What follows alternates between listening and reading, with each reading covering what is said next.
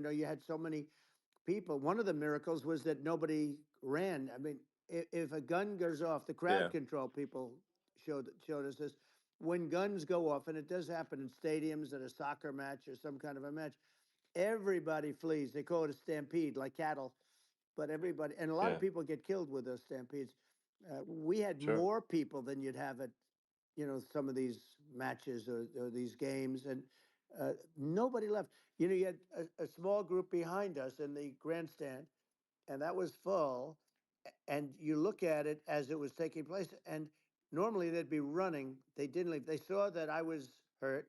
They saw a lot of blood, and they saw that I went down, and it's almost like they wanted to be with me. Well, out front, you had thousands, tens of thousands of people. You, as far as the eye could see, you had people in Butler, as far as the eye could see, and uh, Yeah. and a lot of press too. There was, you know, many cameras on watching this. It's what makes it so different, because normally things happen that aren't good, but you never have a picture of it. Here we have all these cameras shooting it, so Yeah. you know, sort of amazing. But one of the interesting things was that you didn't have anybody flee, you didn't have anybody stampede, Sure. nobody. And there were some people behind me. They stood up and they're looking like, you know, I mean, I tell you, Yeah. you Yeah. want to have them in a foxhole with you. I want to meet some of those people Sure. because Sure. it's so different from what you heard. But so so I was down, but the Secret Service Yeah. guys, there were bullets flying right over my head. You could hear them go whizzing, Yeah. and these guys came jumping on top of me, you know, and a young lady, Kate, uh, would jump. They moved so fast, and let me tell you, that took tremendous courage. Now there was a lack of coordination. There was, you know, obviously everybody understands that somebody that building should have been covered, and Yeah, I mean, that was I the think big that thing. like, I mean, looking at the aerial views, that building would be like the number one spot for a sniper. I mean, it's like the if you were to pick like what is the favorite place, what if you so if the goal is to assassinate, what's your favorite spot? That building, the You're roof of right. that building would be number one. That would have been the spot. It's like you can ask for a better No, location. It's like number no, one. that would have been the spot. Um, You know what people think yeah, is when the local policeman, who, by the way, you know, he really he did what he was supposed to do. He couldn't hold on any longer. And then when he got yeah, his head just peeking above, this guy standing there with a gun at his head. And when he fell down again, hurt his ankle very badly, but he was making the calls. But what happened is the firing took place very soon. So what they yeah, think is that this guy ran to his site, which he had all planned out with the gun. Uh, he ran to the site and he started shooting fast, and maybe that's why he sort of missed. I mean, you know, he uh, yeah. But he as you got say, me, but he it would have could have hit. If been I it. mean,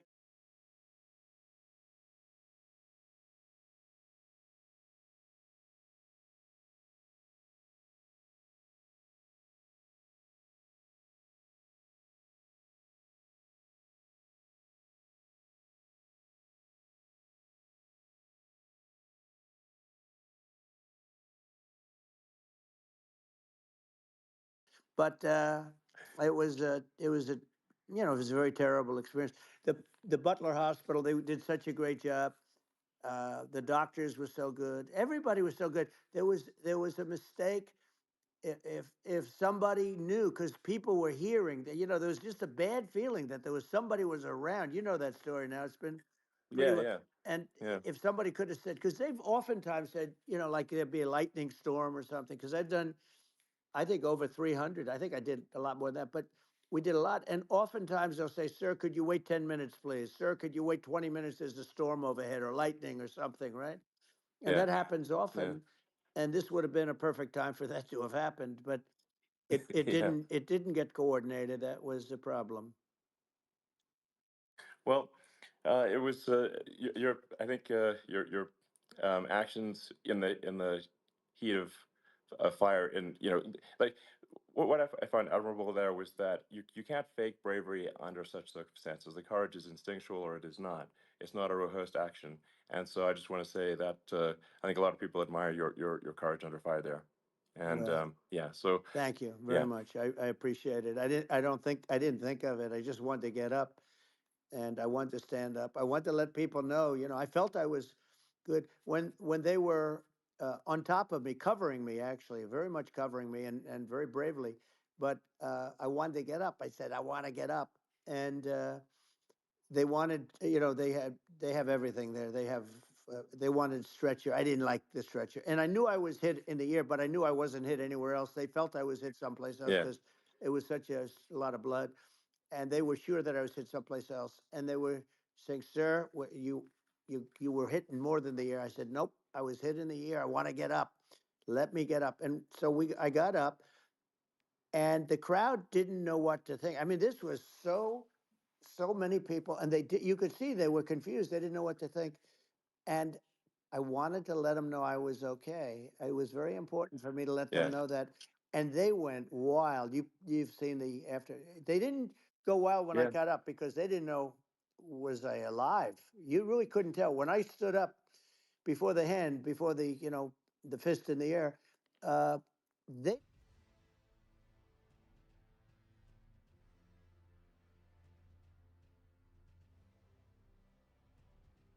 happy and thrilled, and the place went crazy. It was pretty amazing. Yeah. It was a Well, terrible thing, but it it was was really nice. incredibly moving. Yeah. Well, and I mean, speaking of the sort of slide that got you to turn that saved your life, really, was the illegal immigration Right. slide. Maybe this, That's right. maybe this is worth talking about that, It since was. It was. that slide says You're saved your right. life, No, basically. the illegal immigration saved my life. You're right, but it was. And I I had to know be at that's that the. exact angle. I mean, that's a great one.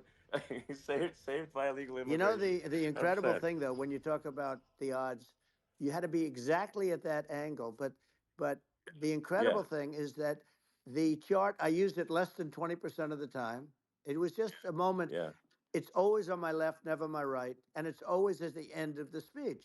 So here Yeah. we have it. It's on the right, not the left. It's at the beginning, not the end. And even the people that put it up, they were unprepared, and they did a great job. They got it up immediately, fortunately. But I looked to the right, and the bullet came whizzing by, hitting my ear. So it was amazing. But when you think of the odds of that, and Yeah. you Yeah. know that normally you wouldn't use it. Normally I wouldn't have the thing, and then it would Yeah. have been a very different story.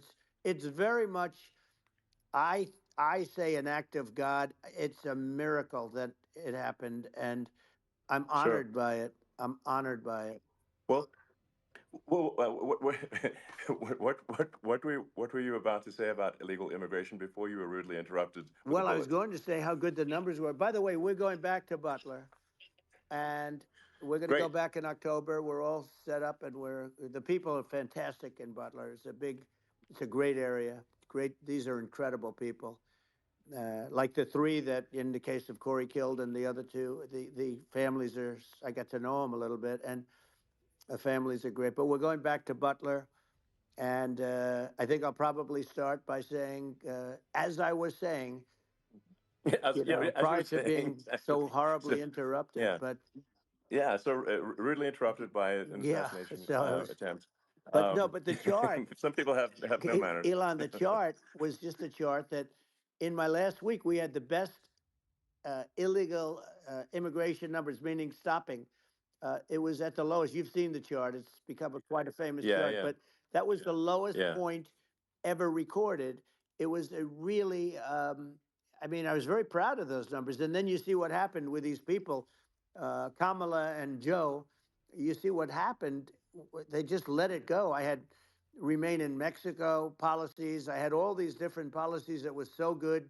Uh, Guys like Tom Holman and Brandon Judd from Border Patrol. All these are all people that they've been on television. They says the best numbers we've ever had. We had so many different checks, catch and release in Mexico, not the United. We had catch and release in the United States. We had it in Mexico. We had so many things. We had things where if many people come in there, they have contagious diseases. We had everything passed. If you have a contagious disease, I'm sorry, but we cannot allow you into the country. So we were setting Yeah. literally records, and I all I was doing is showing that, and I use it sometimes, Sure. and in this case, I'm glad I used it. I can tell you that, but they were fantastic numbers. But I'm going to sleep with that chart always. I'm going to I'll be sleeping with that chart. That chart was very important for a lot of reasons. Well, I mean, would it be accurate to say that you're supportive of legal immigration, um, but that but we also need to shut down illegal immigration, and especially unvetted Yes, illegal immigration, because and that's not the same as saying that everyone who's an illegal immigrant is bad. In fact, um, I think most people who are illegal immigrants are actually good, but you can't tell the difference unless there's a solid vetting of who comes across the border. Does that accurately 100%. represent your position? I say it Okay. very simply. They have to come in legally. They have to be checked Yeah. because look, Kamala was the border czar. Now she's denying it. Everything that I do, she's Yeah. saying she was strong on the border. We're going to be strong. Well, she doesn't have to say it. She could close it up right now. They could do things right now. It's horrible. Uh, no tax on tips, and all of a sudden she's making a speech and there will be no tax on tips. I said that months ago. And by the way, they had just the opposite. They had not only tax on tips, but they hired 88,000 IRS agents, and many of them were assigned to go get waitresses and caddies and all of this on tips. They have a policy. They had a policy that they were really going to go after you and were really harassing people horribly. And then all of a sudden, for politics, she says, she comes out with what I said, which I think is terrible, and I think it's also hitting them very hard. These people are fake. Now they're also saying they did a good job on the border. We had the worst numbers in the history of the world, not of our country. There's never been a country in history that has had a catastrophe like this. We've had, I believe, and I think you believe this too. You hear 12 Yeah. million, 13. I believe it's over 20 million people came into our country, Yeah. many coming from jails, from prisons, from mental institutions, or a bigger version of that is Yeah. insane asylums, and many are terrorists. And I'll tell you what, they're coming not just from South America, they're coming from Africa, they're coming from all over the world. They're coming from Asia, they're Yeah. coming from the Middle East, they're coming from countries that are uh, stupidly and horribly bombing Israel October 7th. They're coming from all over the world. And you look at, it's so sad October 7th because it should have never happened. Yeah. It's so sad when Sure. you look at Ukraine. It should have never happened. We have a Yeah. defective government. These are defective people, and they're not people that should be running it. But where you see it the best is the border, because you have millions of people coming in a month, and then she gets up and she tries to pretend like she's going to do something. She had 3.5 years. And by the way, they have another 5 months that they can do something, but they Yeah. won't do anything. It's all talk. She's No. incompetent and he's incompetent. And frankly, I think that she's more incompetent than he is. And that's saying something because he's not too good. Yeah.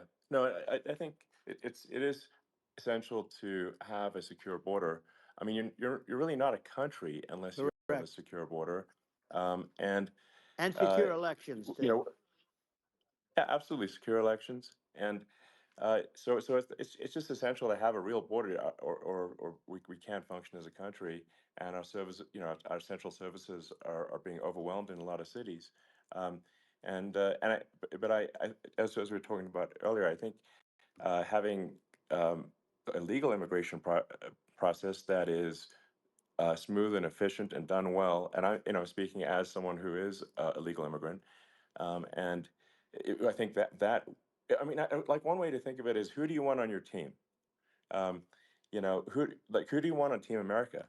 And I think we want to just say, okay, we want to let in people who are gonna, be great contributors to our society and to our economy, Right.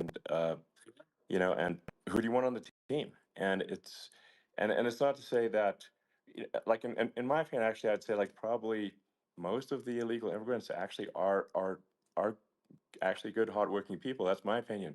But some are not, and you just have this sort of adverse selection process where, if somebody's if somebody's like you know, has a career in theft or robbery, I don't understand what's taken them so long to get here, because we're such a target-rich environment. Um, I mean, why aren't more people who have a career in, bad things coming here sooner? Because I mean, it's a piece of cake to go rob, houses in LA or New York, compared to other parts of the world.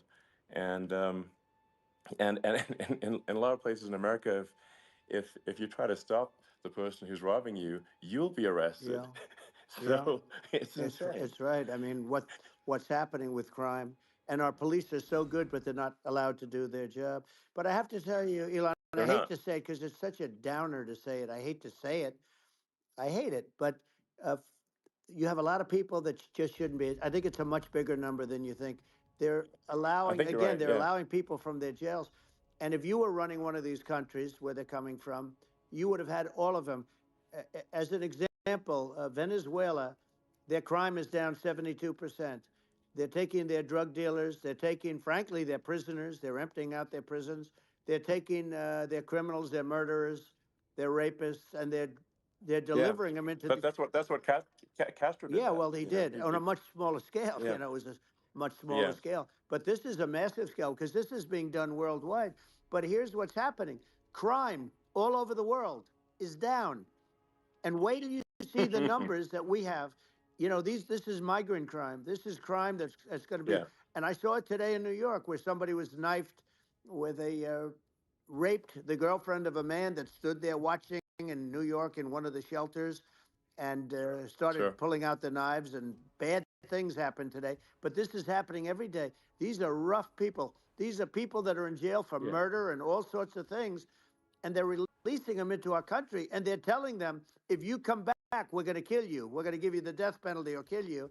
So they don't want to come back. But these are rough people. Yeah. These are criminals that make our criminals look like nice people, and it's horrible what they're doing. And she's in charge of it because now she's trying to say she Sure. had nothing to do with it, and she's such a liar because she was called the border czar the first day, and it was on the headlines of every newspaper. She's the border czar, and she never even went there. She went to one location which had nothing to do with where the problem is. She went in and out, I Right. guess, because she was getting a lot of pressure, Yeah. but Yeah. had nothing to do where the problem Yeah. is. But she was Well. the Well. border czar, and people Yeah. Yeah. can't allow them to get away with their disinformation campaign. Now she's trying to say that she wasn't really involved, and the whole thing is horrible. She was totally in charge. She could have shut the border down without him. He didn't know what he was doing anyway, so he wouldn't have even known Yeah. what happened. You could shut the border down; he Yeah. wouldn't even know the difference. But uh, the fact is that she was border czar. But if you don't have to call her Yes. that, the fact is you could just call her. She was in charge of the border, and the border was the worst Right. ever. It's simply not working. No, It's it's I mean, horrible. whether it's a question of intention or competence, either way, we don't have a secure border, and we have people streaming over like it looks like a World War Z zombie apocalypse at times. And sometimes you got to sort of wonder, like, is it real or not? So because you see things, you're like, is it real? I went to the border at Eagle Pass, and I saw for myself in Texas, and I was like, okay, it's real. I'm like seeing this in real time. I actually posted the video like just live. I just flew there one day and just to see, hey, is this made up or real? And I'm just seeing people stream across the border, and and I have to say, at least the people that I saw did not look friendly. So These are people people. can look at my video and say, hey, Yeah. does these people look friendly? I don't look super friendly. So These are people that um, Elon would not be the same man if he had to walk across the street and look these people in the eye. These are rough people. These are really rough people coming across. And I know rough people. And these are people that we don't want in our country. And the caravans are coming in and they're putting, and who's doing this are the heads of the countries. And you would be doing yeah, it, and so would I. And everyone would say, oh, what a terrible thing to say. The fact is, it's brilliant for them because they're taking all of their bad people, really bad people. And I hate to say this, the reason the numbers are much bigger than you would think is they're also taking their non-productive people. Now, these aren't people that will kill you. We have enough of them, but these are people that are non-productive. They are just not productive. I mean, for whatever reason, they're not yeah, yeah, workers, or they don't want to work, or whatever. And these countries are getting rid of non-productive people in the caravans in many cases, and they're also getting rid of their murderers and their drug dealers and the people that are Yeah, really brutal people. And they're coming into our country yeah, at levels that have never been seen before. And I saw an ad just before I got on the air. I'm walking over here, and I saw an ad by Kamala saying how she is going to provide border security. Where has she been for 3.5 years? For 3.5 years, yeah. No, no. we have 20 million people This I poured think in. is It's a terrible yeah. I thing. think this, frankly, I think this is a fundamental existential issue for the United States. And if we have another 4 more years of open borders, and it's going to be even worse with another 4 more years, it's going to be even worse than it's been for the past 3.5 years. I'm not sure we've got a country You don't have left a country at that left. point. Elon, if they get in, you will have 50 to 60 million people from all over the world, not South America only. You know, we think of South America, we think of Honduras and El Salvador, Guatemala, and Mexico, you know, the four. But it's not that. It's everywhere. They're coming in from Yeah, everywhere.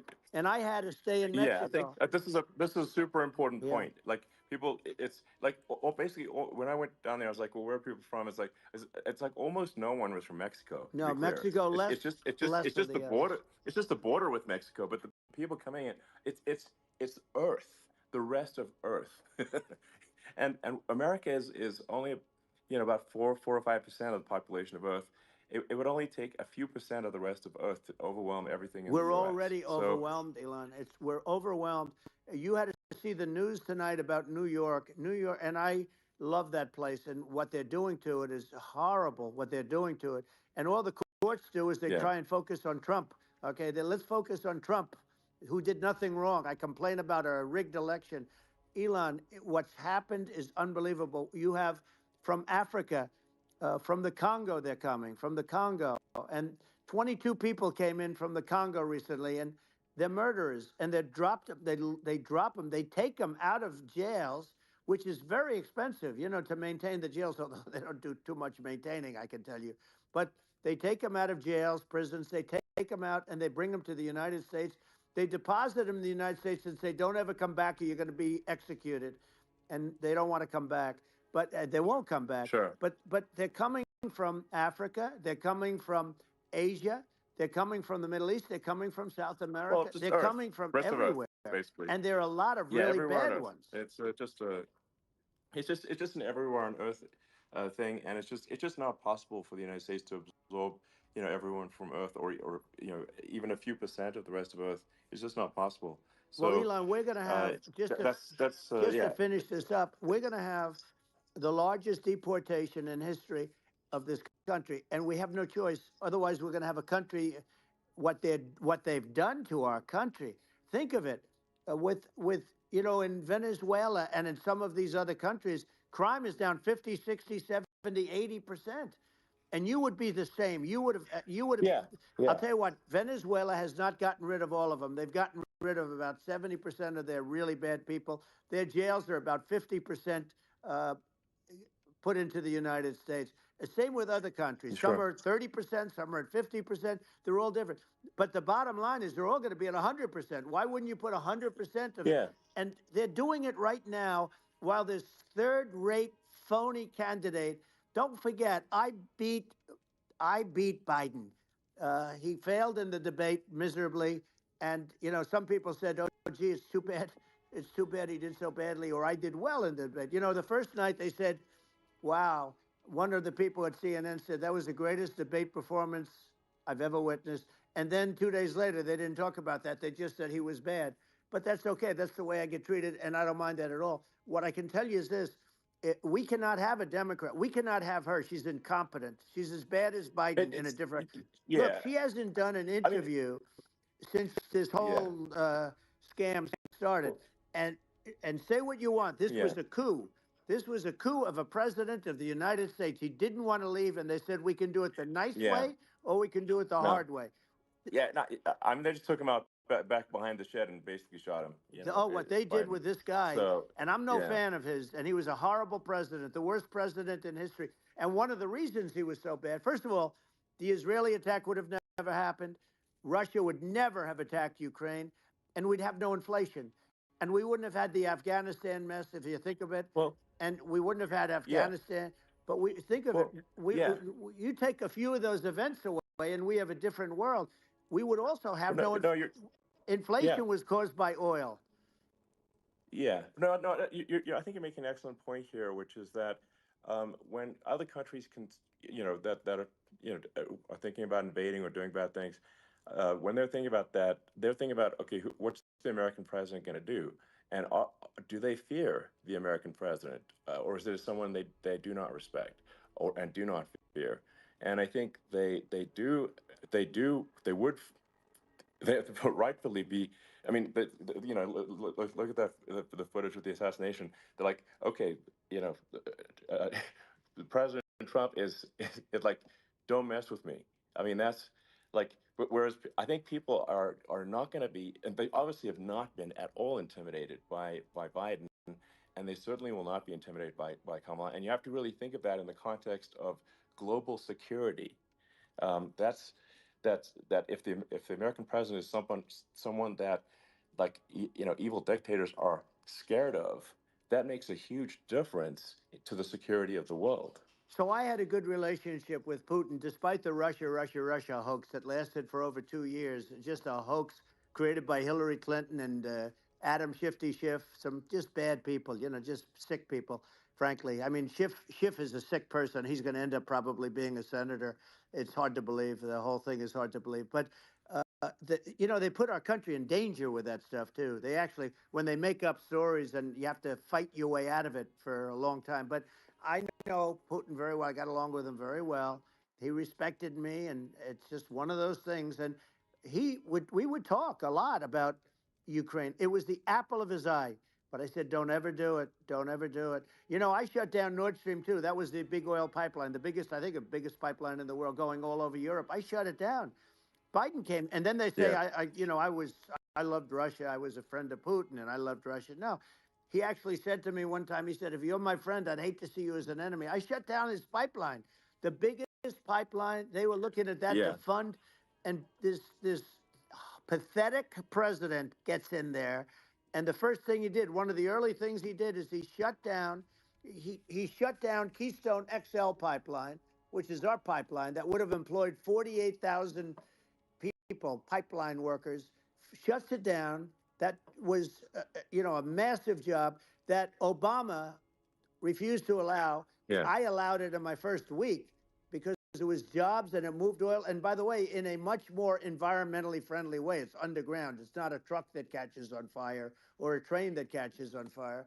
But think of it. He shut down the uh, XL pipeline, the Keystone XL pipeline.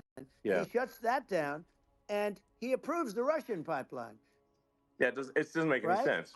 It's like it's inconsistent. Um, certainly but I mean, I think it's just worth emphasizing, to listeners the the immense importance of whether the United States president is intimidating or not intimidating, and how much that matters to global security. Because there's some real tough characters out there, and if they don't think the American president is tough, they will do what they want to I do, know every one of and them. it puts the whole Yep. world in danger. Elon, I know every one It's of a them, big and I deal. know them well. I know Yeah, Putin. I know President Xi. I know Kim Jong Un of North Korea. I know every one of them. And let me tell you, people will say, "Oh, this is terrible." He said, "I'm not saying anything good or bad. They're at the top of their game. They're tough. They're smart. They're vicious, and they're going to protect their country, whether they love their country. They probably do. It's just a different form of love, but they're going to protect their country. But these yeah, are tough people at the top of their game. And when they see a Kamala or when they see Biden, Sleepy Joe, they can't even believe anything bad to Iran, but they knew not to mess around. Iran was broke because I told China, if you buy from Iran oil, it's all about the oil. That's where the money is. But if you buy oil from Iran, you're not going to do any business with the United States. And I meant it. And they said, we'll yeah, pass. yeah. They didn't buy oil. Other countries, likewise, Sure. you want to buy, you're not doing business with the United States. And they were at a point where they had no money for Hamas. They had no money for Hezbollah. They had no money for any of these instruments of terror.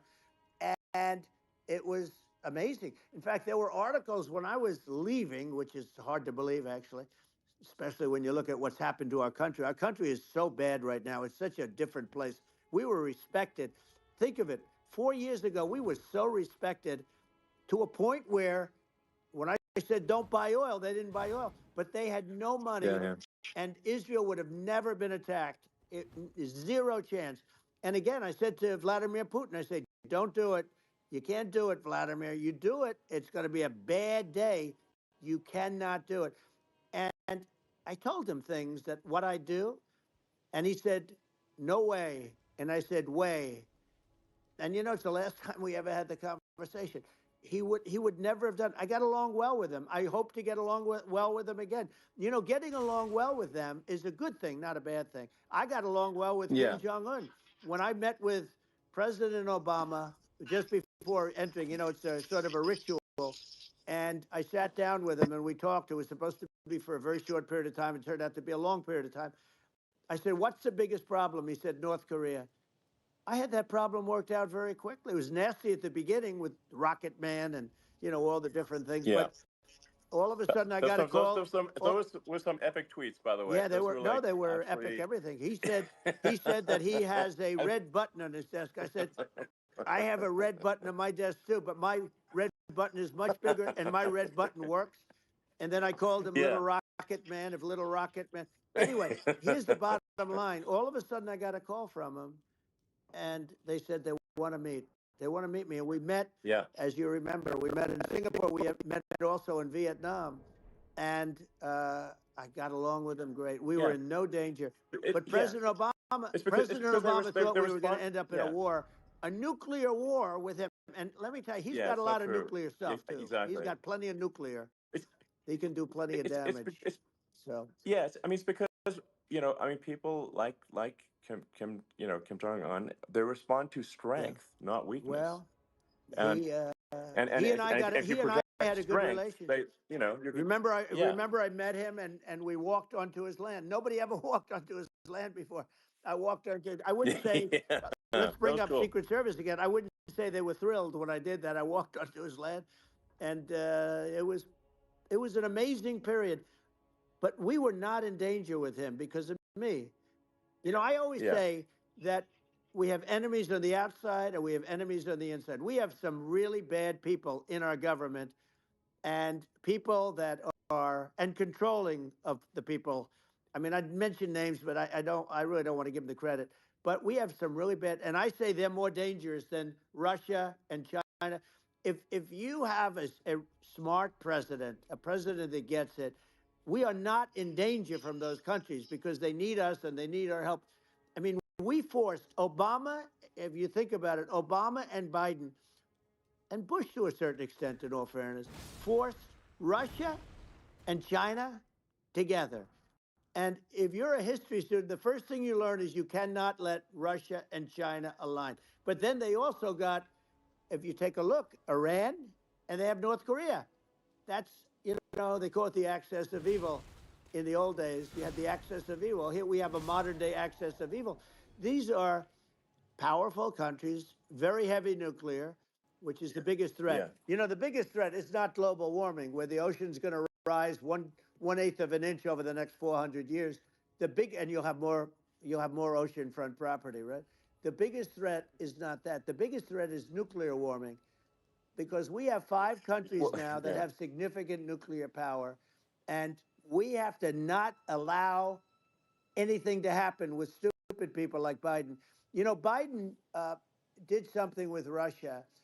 There was no chance of him ever going in. And when I left, and then after I left, they started forming big armies on the border with Ukraine, right? And I looked at that, and I thought he was doing that because Putin's a good negotiator. I thought he was doing that to negotiate. But then Biden started saying such stupid things. For instance, he said that it can be a NATO country. Now, Russia, for as long as there's been NATO, has said we're never going to agree to that. And we go right up front and say that. And we did things and said things through this president with a low IQ, very low IQ. He had a low IQ 30 years ago, by the way, but now he might not even have a IQ at all. There's nothing on the board that goes this long. He said things that were so stupid that that war would have been that war had zero chance of happening if I were there. Zero chance. He was saying everything Yeah. the opposite. Everything the opposite. And it's so sad because many more people have been killed in Ukraine than you read about. You don't read about how bloody it is and how disaster. Sure. Hey, look, just in the two armies, you lost a 500,000 people, and Yeah. you know It's Ukraine's having a hard time. Ukraine, I don't know if you saw yeah. the article recently, and it's true. You don't hear the true story, but if you think about it, Russia's gone. You know, Russia defeated Germany with us, and they defeated Napoleon. You know, they've been around a long time. They're a big fighting Yeah. force, So of and it's course. very unfair. And Ukraine now doesn't have enough men. They're now using young men and very old men to fight, and we're in a very bad position. And I'm not going to blame exclusively, but I can tell you, I could have stopped that, and a smart president could have stopped that. It wouldn't have happened. But we had Yeah. a man that actually made it. It made it more prevalent. It was so bad. The words that he was using, the stupid threats coming from a stupid face that he was using. I said, this guy's going to cause us a war. He's going to cause us. And let me tell you, Yeah. it can Yeah. lead to World War III. That can lead to World War III. The Middle East can lead to. We have numerous places that could end up in a Yeah. World War III right now for no reason No, whatsoever. I think you're right. I think people underrate the risk of World War III, and it's just you know when you're looking at the risk of global thermonuclear warfare, it's game over for humanity, and you know it's something that people have, I think, after the end of the Cold War, people have become complacent about, but they actually have forgotten that there are currently a lot of nuclear missiles that have targeting parameters for the United States from other 100%. countries. And one of the things And has it. We're going to have the best Iron Dome in the world. We need it, and we're going to make it all in the United States. But we're going to have protection because it just takes one maniac to start something. We're going to have protection, and we're going to have. Why shouldn't we have an Iron Dome? Israel has one. Some other places yeah, have one that nobody even knows about, frankly. But Israel has it. We're going to have an Iron Dome. But with all of that being said, to me that's so important, the most important. But with all of that being said, the election's coming up, and the people want to hear about the economy and the fact that they absolutely, sure. can't buy groceries because they don't have enough money to buy groceries. The inflation has killed them. Food prices are up 50, 60, even 100% in some cases. And this stupid administration allowed this to happen. And it's a shame. And that's the thing that people most care about, in my opinion. They care about the border a lot. And we discuss the border at great length. It's nice to have a Yeah, yeah. forum like this where I can discuss something at length. And by the way, you think Biden could do this interview? Do you think that Kamala could do this interview? They would take a pass on No, they you. could not. So they don't need Elon. They don't need Elon screaming out questions. It's pretty sad when you think that somebody that does this for a living can't answer a question or is afraid to do an interview. And in her case, with a very friendly interview, she's got all friendly interviewers. It's pretty sad. Yes, But the absolutely. big thing now is the Well, economy, Elon. yeah, And as much as yeah, I mean, I view nuclear as the single most important thing, but a lot of people don't. A lot of people don't understand that, but it doesn't have to. If I understand it, that's all you need. Because if I was president, you're not going to have that kind of a problem. But the thing that they really is making them angry is what Kamala and Biden have allowed to happen to the What economy. people It's a thinking, man? disaster with inflation. The inflation, it yeah, doesn't matter what you make. The inflation has eaten you alive. If you're a worker or if you're just a middle income person, you can't afford. 4 years ago, 5 years ago, people were saving a lot of money. Today, they're using yeah. all their money and borrowing money just to live. It's a horrible thing Right. that's happening, and we'll end that Well, I think quickly. a lot of yeah, a lot of people just don't understand where inflation comes from. Inflation comes from government overspending because the checks never bounce when it's written by the government. So if the government spends far more than it brings in, that increases the money supply, and if the money supply increases faster than the rate of goods and services, That's right. that's inflation. Um, so really, we need to have we need to reduce our government spending, and we need to re-examine. I think we need like a government efficiency commission to say like, hey, where are we spending money that's sensible? Where is it not Right. sensible? And we need to live within our means. We're currently adding, I think, $1 trillion to the deficit roughly Right. every 100 days. That's right. And the interest payments on the national debt have now exceed the defense budget. It's on the order of $1 trillion, It's interest. and it keeps Yeah, I growing. rebuilt our military, largely rebuilt our military, did a great job on it, which was so important. We had jets, we had fighters that were, and bombers that were 70 years old. And we did a great job in that. Then by the way, then we gave 85 billion of it back to Afghanistan, if you can believe it. We gave them 85 billion. They're one of the largest sellers Yeah, of military equipment in the world. They're selling what we gave them. That was one of the most embarrassing days in the history of our country. But if you think about, let's go back to the economy. We have to bring energy yeah, prices down. Energy started at the price of gasoline. Now your cars don't require too much gasoline, so you have a good, and you do make a great product. I have to say, I have to be honest with you. thank That you. doesn't mean everybody should have an electric car, but these are minor details. But your product is incredible. But the Thank you. gasoline, Elon, is the cost of energy. Not only gasoline, it's the cost of heating your house and cooling your house. That has Sure. to come down. They get into office, this country will go out of business because they're going to go to an energy policy that's not sustainable. Wind and different things. You're not going to have anything. Yeah. And I know you're a big fan of the AI. And I have to say Yeah. that AI, and this is shocking to me, but AI requires twice the energy that the country already produces for everything. So you're going to have to build, we're going to have to build a lot of energy if our country will be competitive with China, because that's our primary competitor for this on the AI. You're Sure. going to need a lot of Well, I mean, electricity. You're going to need tremendous yeah, electricity, like almost double what we produce now for the whole country, if you can believe it. sure. Well, just going, back to this, like this basic thing, which that people try to make it sound complicated, but it's not. But inflation is caused by government Right. overspending. Would you agree that we need to take a look at government Yes. spending and have perhaps a government efficiency commission that just tries to make the spending sensible and so the country lives within its means, just like a The person does. waste is incredible, and nobody It negotiates is. prices. You used to have a lot of people making jets, and you end up with two companies, and they'll probably try and merge at some point. I mean, I went through it like Air Force, just a thing like Air Force One. One of the first documents they asked me to sign, a general walks in, sir, would you please sign this document? And what is it? Air Force One. That's with Boeing, which is basically two planes, two 747s.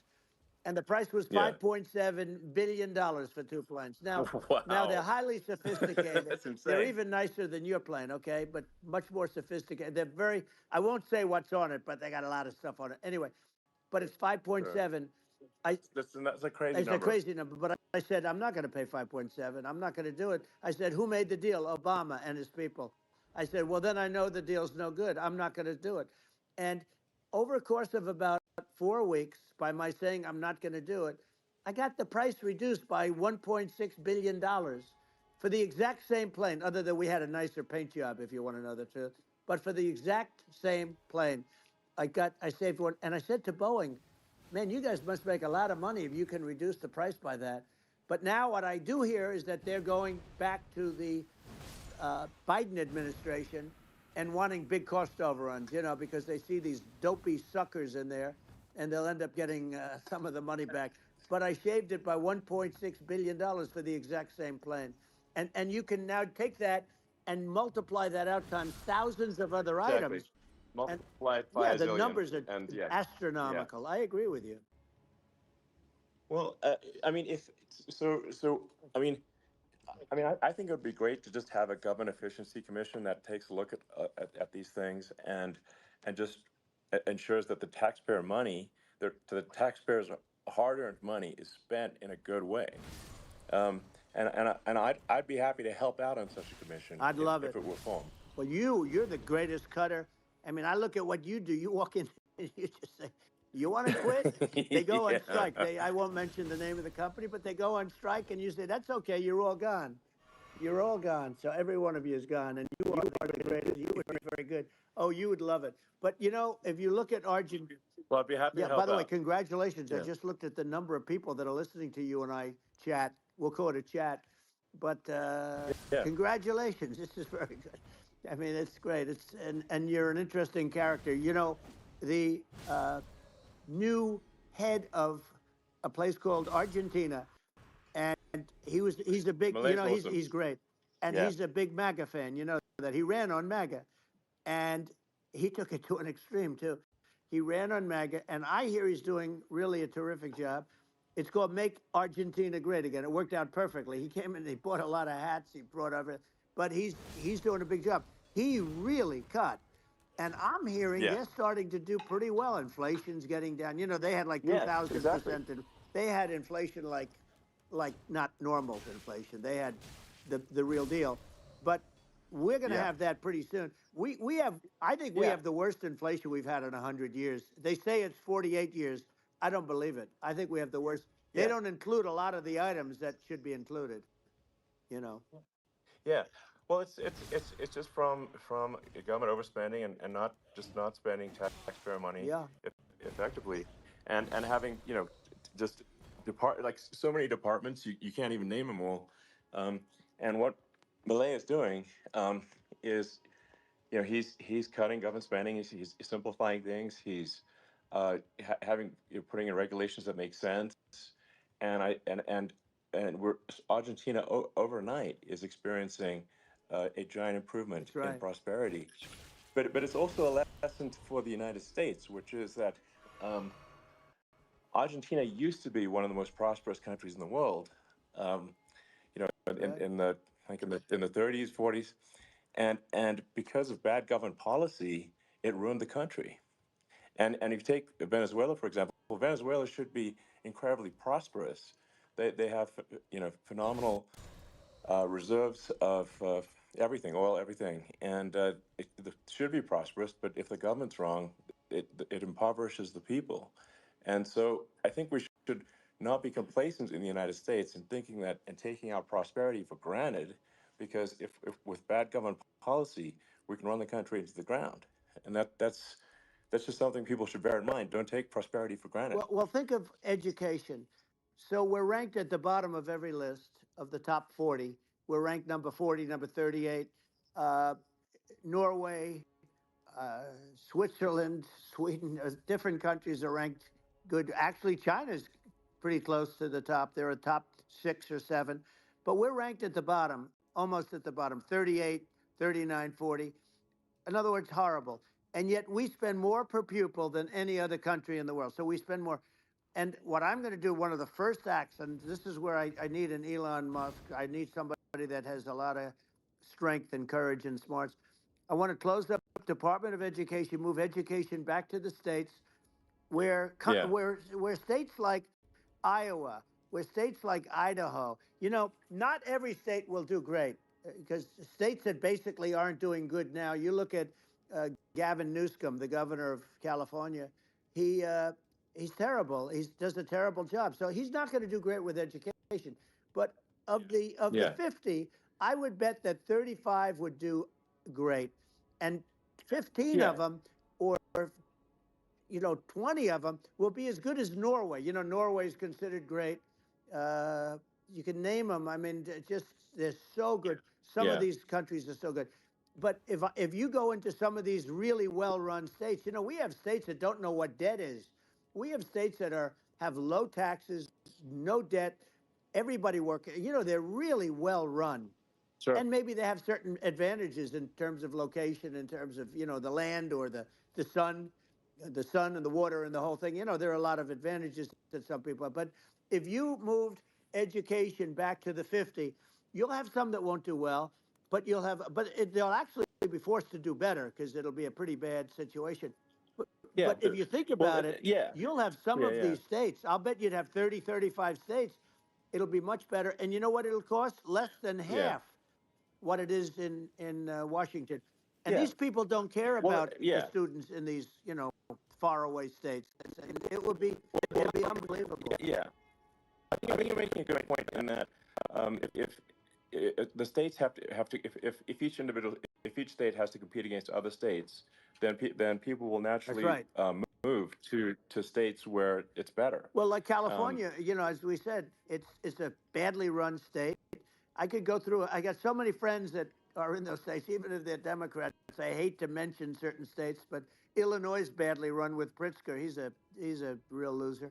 But yeah, but some of these places are just badly run. But it's almost going to force them to run better, and they won't do it good initially. But you're not going to do worse than you're doing right now. And I would say that yeah, the cost you would cut your cost by 50 or 60%. And you'd have a little yeah. monitor. You want to make sure they're teaching English as an example. Give us a Yeah. little English, right? Sure. Yeah. Right? No, but I mean, to what some of these governors are doing so badly. I mean, they got so many people moving out of their state. They should get U-Haul Salesman of the Year award because they're driving so much U-Haul It's sales. actually Because just amazing. people moving out. Isn't it amazing to you as a businessman that they can even survive? Like Illinois, so many people are leaving, and you wonder, how do they survive? I mean, how do they survive? Uh, I saw where you left California I'll be right and back. you moved to Texas. Texas does a great job. But, I Yeah. mean, I just wonder, how do these states survive when big businesses, a big oil company just left California, as you know, and they moved to Texas. How do these big states survive when they lose so many businesses and their taxes are already really high? The taxes are among the highest Yeah. taxes. You almost wonder, how do they continue on? And in many cases, the governors don't do a good job in their crime-ridden places. You wonder, how do they continue to just go on? It's Well, not a good I think there's. situation. I mean, I think the only thing that's going to force some of these states to change is if they risk bankruptcy and they're not getting bailed out by the federal Right, government. right. Well, you're That's gonna that's you're the gonna only thing have that's going to that. get them to change. You remember the Yeah. area in California where they had that, where I guess somebody had sticky fingers and they stole a lot of money, and they went into a form of chapter, and it was very Yeah. nasty Yeah. for a period of time. But now it's probably the most popular place in all of California. So at some point, something like that may have to happen. But the problem is, you can't penalize people that loan money to the state when you have incompetent people like a Pritzker. Look, the family didn't want him in the family business, and then he ends up being governor of Illinois. So what is he going to be? Is he going to be a great governor? And you have people. I could name every one of them. I got to know every one of Yep. these, and some are very good, and some are just horrible. Well, I think that I mean the larger point here, too, as you're saying, like a lot of people are concerned about the economy, a lot of people are concerned about inflation, and inflation is effectively a tax on people that that save money Yeah, and for people that are working day to day, it's just a form of taxation, and if we can solve the government spending problem, we'll solve the inflation problem, which means people will have a better standard of living, yeah. and that's a really big Well, the deal. people that got hurt Um, worst are the people that did it the way they were taught to do it all through, their younger life and their young life and their whole life. The people that saved money and then they got no interest on their money and inflation destroyed them. And frankly, they were almost better off if they didn't do anything like that. I mean, those people have been absolutely decimated, and we're going to bring those people back and help those people. We've got to get the prices down. When I look at bacon costing 4 or 5 times more than it did a few years ago, sure. when you look at some of the food products in grocery stores, people go, they can't believe it. They used to be able to buy a whole cart, and today, a lot of people just don't have the money. They go in and they can't buy anything. They look at Yeah, it's it's sticker I shock. think They it. call it Yeah. sticker shock, right? I think it really just comes, like I said, I think it just comes down to really, I guess, two things, which is that if you solve government overspending, you solve inflation, which improves the living Right. standards of the average person, and then if you deregulate, like have sensible regulations, so because a lot of the regulations are nonsensical and cause the cost to be extreme for no reason, but unless you've got effective deregulation. Like Reagan did a great job on deregulation in the 80s, but it's been 40 years since we had That's right. anyone really. I mean, during your administration, we made some progress, but I think uh, there's opportunity to make, I think, radical progress with sensible regulation. Yeah. And Well, if those Elon, we those two things, yeah, those are the big yeah, we deals. set a record. We did more deregulation and more restrictions on all of the different businesses than any other president. Remember, I had the rule for everyone we put in, you have to get rid of 10 or 12. And we did Yes. radical cuts on all of that. And a lot of that's being put back by this administration. And we did radical cuts on things that weren't necessary. But we were all set. We had the best economy ever maybe in the world. And then what happened is COVID came in, and we had to focus on that, and nobody knew what it was. And I always say I got good marks on economy, good marks on military. We knocked out ISIS. We did so many different things. We rebuilt. But, I never got the credit that we really deserved on what we did with COVID. We never got the credit. But if had that not happened, a gift from China, from Wuhan, came in from Wuhan, the Wuhan labs, and I always said it, and it turned out to be right. But Yeah. had that not happened, we were set to start reducing debt. We were going to reduce taxes further. I gave the largest tax cuts, and we were going to reduce taxes still further for middle income people, not only businesses. But we did it for Sure. businesses because they're the ones that's why we had the great job numbers. But we were set to really start reducing debt. And, we're sitting on the biggest pile of liquid gold anywhere in the world, bigger than Saudi Arabia, bigger than Russia. And we were going to drill, and we were going to make so much money. We were going to supply Europe with oil. I had stopped the Russian pipeline, and we were going to supply them with oil and gas. We were going to make a fortune. And then the COVID came in, and we really had to divert. Then what happened is when they came in, we kept a lot of businesses alive. If I didn't do what we did, we would have had a 1929 type depression. But the problem is when Biden came in, he got trillions of dollars and just started spending it stupidly. You didn't need it anymore. We got over that bad period where everybody was dying and feeling, it was just not a good period. Interestingly, during his administration, many more people died during his administration of COVID than during my administration, and we really got the brunt of it. But people don't realize more people died during his administration than ours. But it diverted us from doing what I wanted to do. But we had the greatest for almost 3 years. We had the Yeah. great, and you know that probably better than anybody. So many of your friends said to me, the best years we've ever had in business were during the Trump years, and also said that African American, Hispanic American were so incredible. They were having the best Asian American women, men, young people without a diploma, young people that graduated from the best colleges, from MIT, from the Wharton School, from all of the great colleges, Harvard. Yeah. Yeah. Yeah, and absolutely. And I mean, I should probably say something about, like, maybe my views on, climate change Yeah, and oil and gas, because I think I'm probably different from what most people would assume, because my views are actually pretty, I think, moderate in this regard, which is that I don't think we should vilify the oil and gas industry and the people that have worked very hard in those industries to provide the necessary energy to support the economy. And if we were to stop using oil and gas right now, we would all be starving, and the economy would collapse. So I don't think it's right to sort of vilify the oil and gas industry, and I, the world has a certain demand for oil and gas, and it's probably better if the United States provides that than some other sure. countries, and it would help with prosperity in the U.S. And at the same time, obviously, my view is like, we do over time want to move to a sustainable energy economy, because eventually you do run out of. I mean, you run out of oil and gas.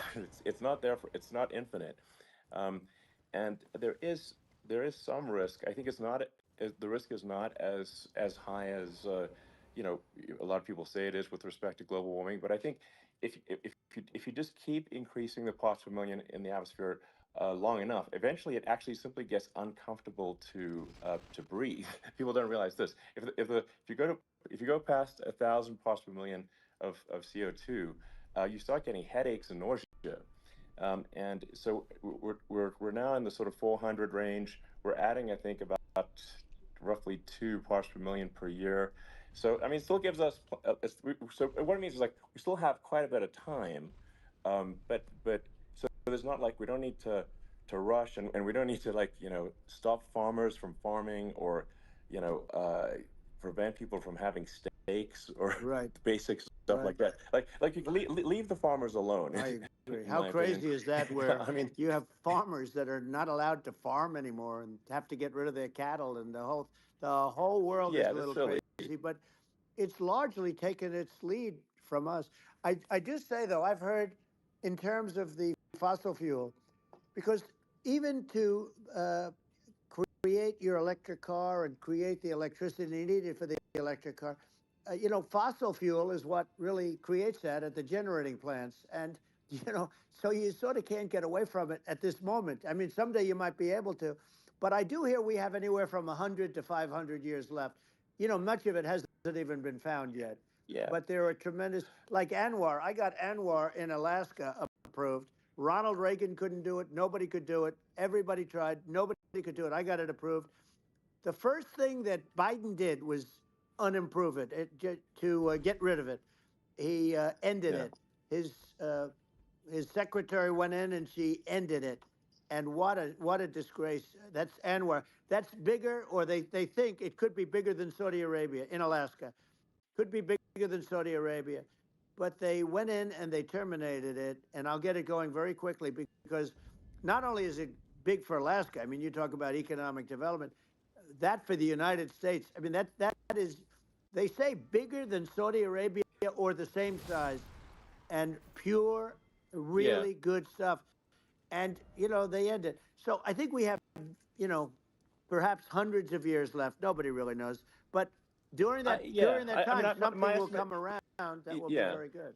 yeah. Yeah. Well, I mean, my estimate would be, a little more uh, aggressive than that, but it's not the sort of like we're all going to die in 5 years stuff. That's obviously BS. Um, but I mean, my view is like if you just look at sort of the parts per million that increments every year, you get sort of 2 or 3 parts per million every year of CO2. Uh, I mean, I think some of that it's problematic if it accelerates, if you start going from two or Right. three to say five, and then there may be some situations where you get just a step change increase in the CO2, Mm-hmm. um, and I think we don't want to get too close to 1,000 ppm, because like that's actually makes it uncomfortable to breathe. Like just existing in 1,000 ppm CO2 is uncomfortable. That's like that's considered like an industrial hazard. Right. Just so it's that's actually, you start getting headaches and stuff. So it's even without global warming, it's not comfortable to live. So you don't want to get too close to that. But I mean, I think we've got. I think we want to just move over, and like, and if I don't know, 50 to 100 years from now, yeah, we're I don't know, mostly sustainable. I think that'll probably be okay. So it's not like the house is on fire immediately, but I think it is something we need to move towards. And on on balance, it's probably better to move there faster than slower. But like I said, without vilifying the oil and gas industry, and without causing hardship in the short term. I think this can be done um, without, people can still have, a stake, and they can still eat, drive gasoline Sure. cars, and it's okay. It's like it's not. I don't think we should vilify people for it, but I think we should just generally lean in the direction of sustainability. And I actually think solar is going to be a majority of Earth's energy generation in the future, and it's certainly trending that way. Mm-hmm. And so you get the solar power, combine that with batteries, so because obviously the sun doesn't shine at night, and then you use that to charge the electric cars, and you have a long-term sustainable solution. And that's what Tesla's trying to move things towards, and I think we've made a lot of progress in that regard. But when you look at our cars, we don't believe that environmentalism, that caring about the environment should mean that you have to suffer. So we make sure that our cars are beautiful, that they drive well, that they're fast, they're sexy. I mean, they're cool. In fact, literally, I mean, the sexy joke, Model S, Model 3, Model X, and Y spells out sexy. It's probably the most expensive joke out there. Um, but I don't know, I like cheesy humor, So, um, but I'm a big fan of, like, let's have an inspiring future, and Yeah. let's work towards a better future, and we can do so without demonizing Right. people. I'm okay. You know, You know, it's very interesting. You use the word global warming, and today they use the word climate change because you have some places that go up, and so they were getting themselves in a little trouble with the word global warming because not every place is warming. Some places are going the opposite direction. But I'm sort of waiting for you to come up with solar panels on the roofs of your cars and on the trunks of the cars, and it just seems like something that at some point you will come up with. I'm sure you'll be the first, but it would seem that a solar panel on the roofs, on flat surfaces, on certain surfaces might be good, yeah, at least in certain areas of the country where you have the sure, world where you have the sun. But I would think, and I have no idea because that's not my world, but I would think that this would be something that would be interesting. But the one thing that I don't understand is that people talk about global warming or they talk about climate change, but they never talk about nuclear warming.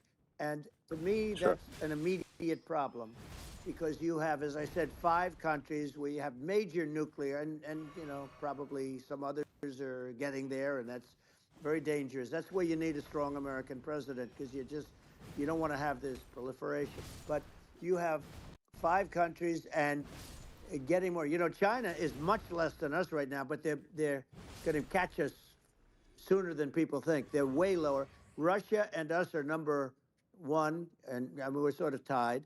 And China is far behind, but they're developing at a level that you're not surprised to hear very fast. They'll end up catching up, maybe even Yeah, surpassing. But to me, the biggest yeah, problem is not climate change. It's not, and everything's a problem, but it's degrees. To me, the big problem is the nuclear power. The power of nuclear is so great. And when I talk yeah. about Nuclear power is underrated. It's I'll awesome. prevent World War Yeah. III, Oh, I will. But the okay. truth is that you have to, because this is no longer army tanks going back and forth and shooting at each other. This is Yeah. a level of destruction and power that nobody's ever seen before. Yeah, and actually, there's the bad side of nuclear, which is a nuclear war, very bad side. But there's also, I think, nuclear electricity generation is Absolutely, you're underrated, right. and it's actually, people have this fear of nuclear electricity generation, but it's actually one of the safest forms of electricity generation. It's just a huge misunderstanding. Um, and if you look at the injuries and deaths, caused by, say, I mean, I'm not going to try to pick on coal mining, but just any kind of mining Right. operation, and there's a certain number of injuries and deaths per year. And you compare that to nuclear. Nuclear is actually way better. So it's underrated as an electricity source, and I think it's something that's worth reconsidering. But there's so much regulation that people can't get it done. So that Maybe they'll have sort to of change the having name. The name is just, it's a rough name. There are some areas yeah, it's a rough like when name. you see what happened in, Good bad right. branding. The We'll have to branding's rough. rebrand it. We'll have to give it a good name. We'll name it after you or something. No, No, I it don't has think a, so. hey, it has a branding problem. When you see what happened in, It does have a branding problem. when you see what happened in Japan, where you're Well, no, right no, about it. It's amazing. it's actually not that bad. So like after Fukushima happened in Japan, like people were asking me in California, are we worried about like a nuclear cloud coming from Japan? I'm like, no, that's crazy. It's actually it's not even dangerous in Fukushima. I actually flew there and ate locally grown vegetables on TV to prove it. Um, and I donated a solar water treatment, yeah, a solar powered system for a water treatment plant, and Yeah, but you haven't because the been danger feeling is so just well lately, and I'm worried about no, it. no, but I mean, I'm it's just only kidding. it's I'm only fine, kidding. It's like Hiroshima and Nagasaki were bombed, but now they're like full cities again. So Right. it's Well, that's really great. not That's great. something that That's um, great. it's not as scary as people think, basically. But Yeah. um, let's see. I mean, I mean, are there some other topics we should touch on? Oh, like lawfare. I think Well, we need to be eh, concerned about. what they've done to Um, this country. Obviously, Yeah. yeah. Well, we just won the big I mean, case in Florida.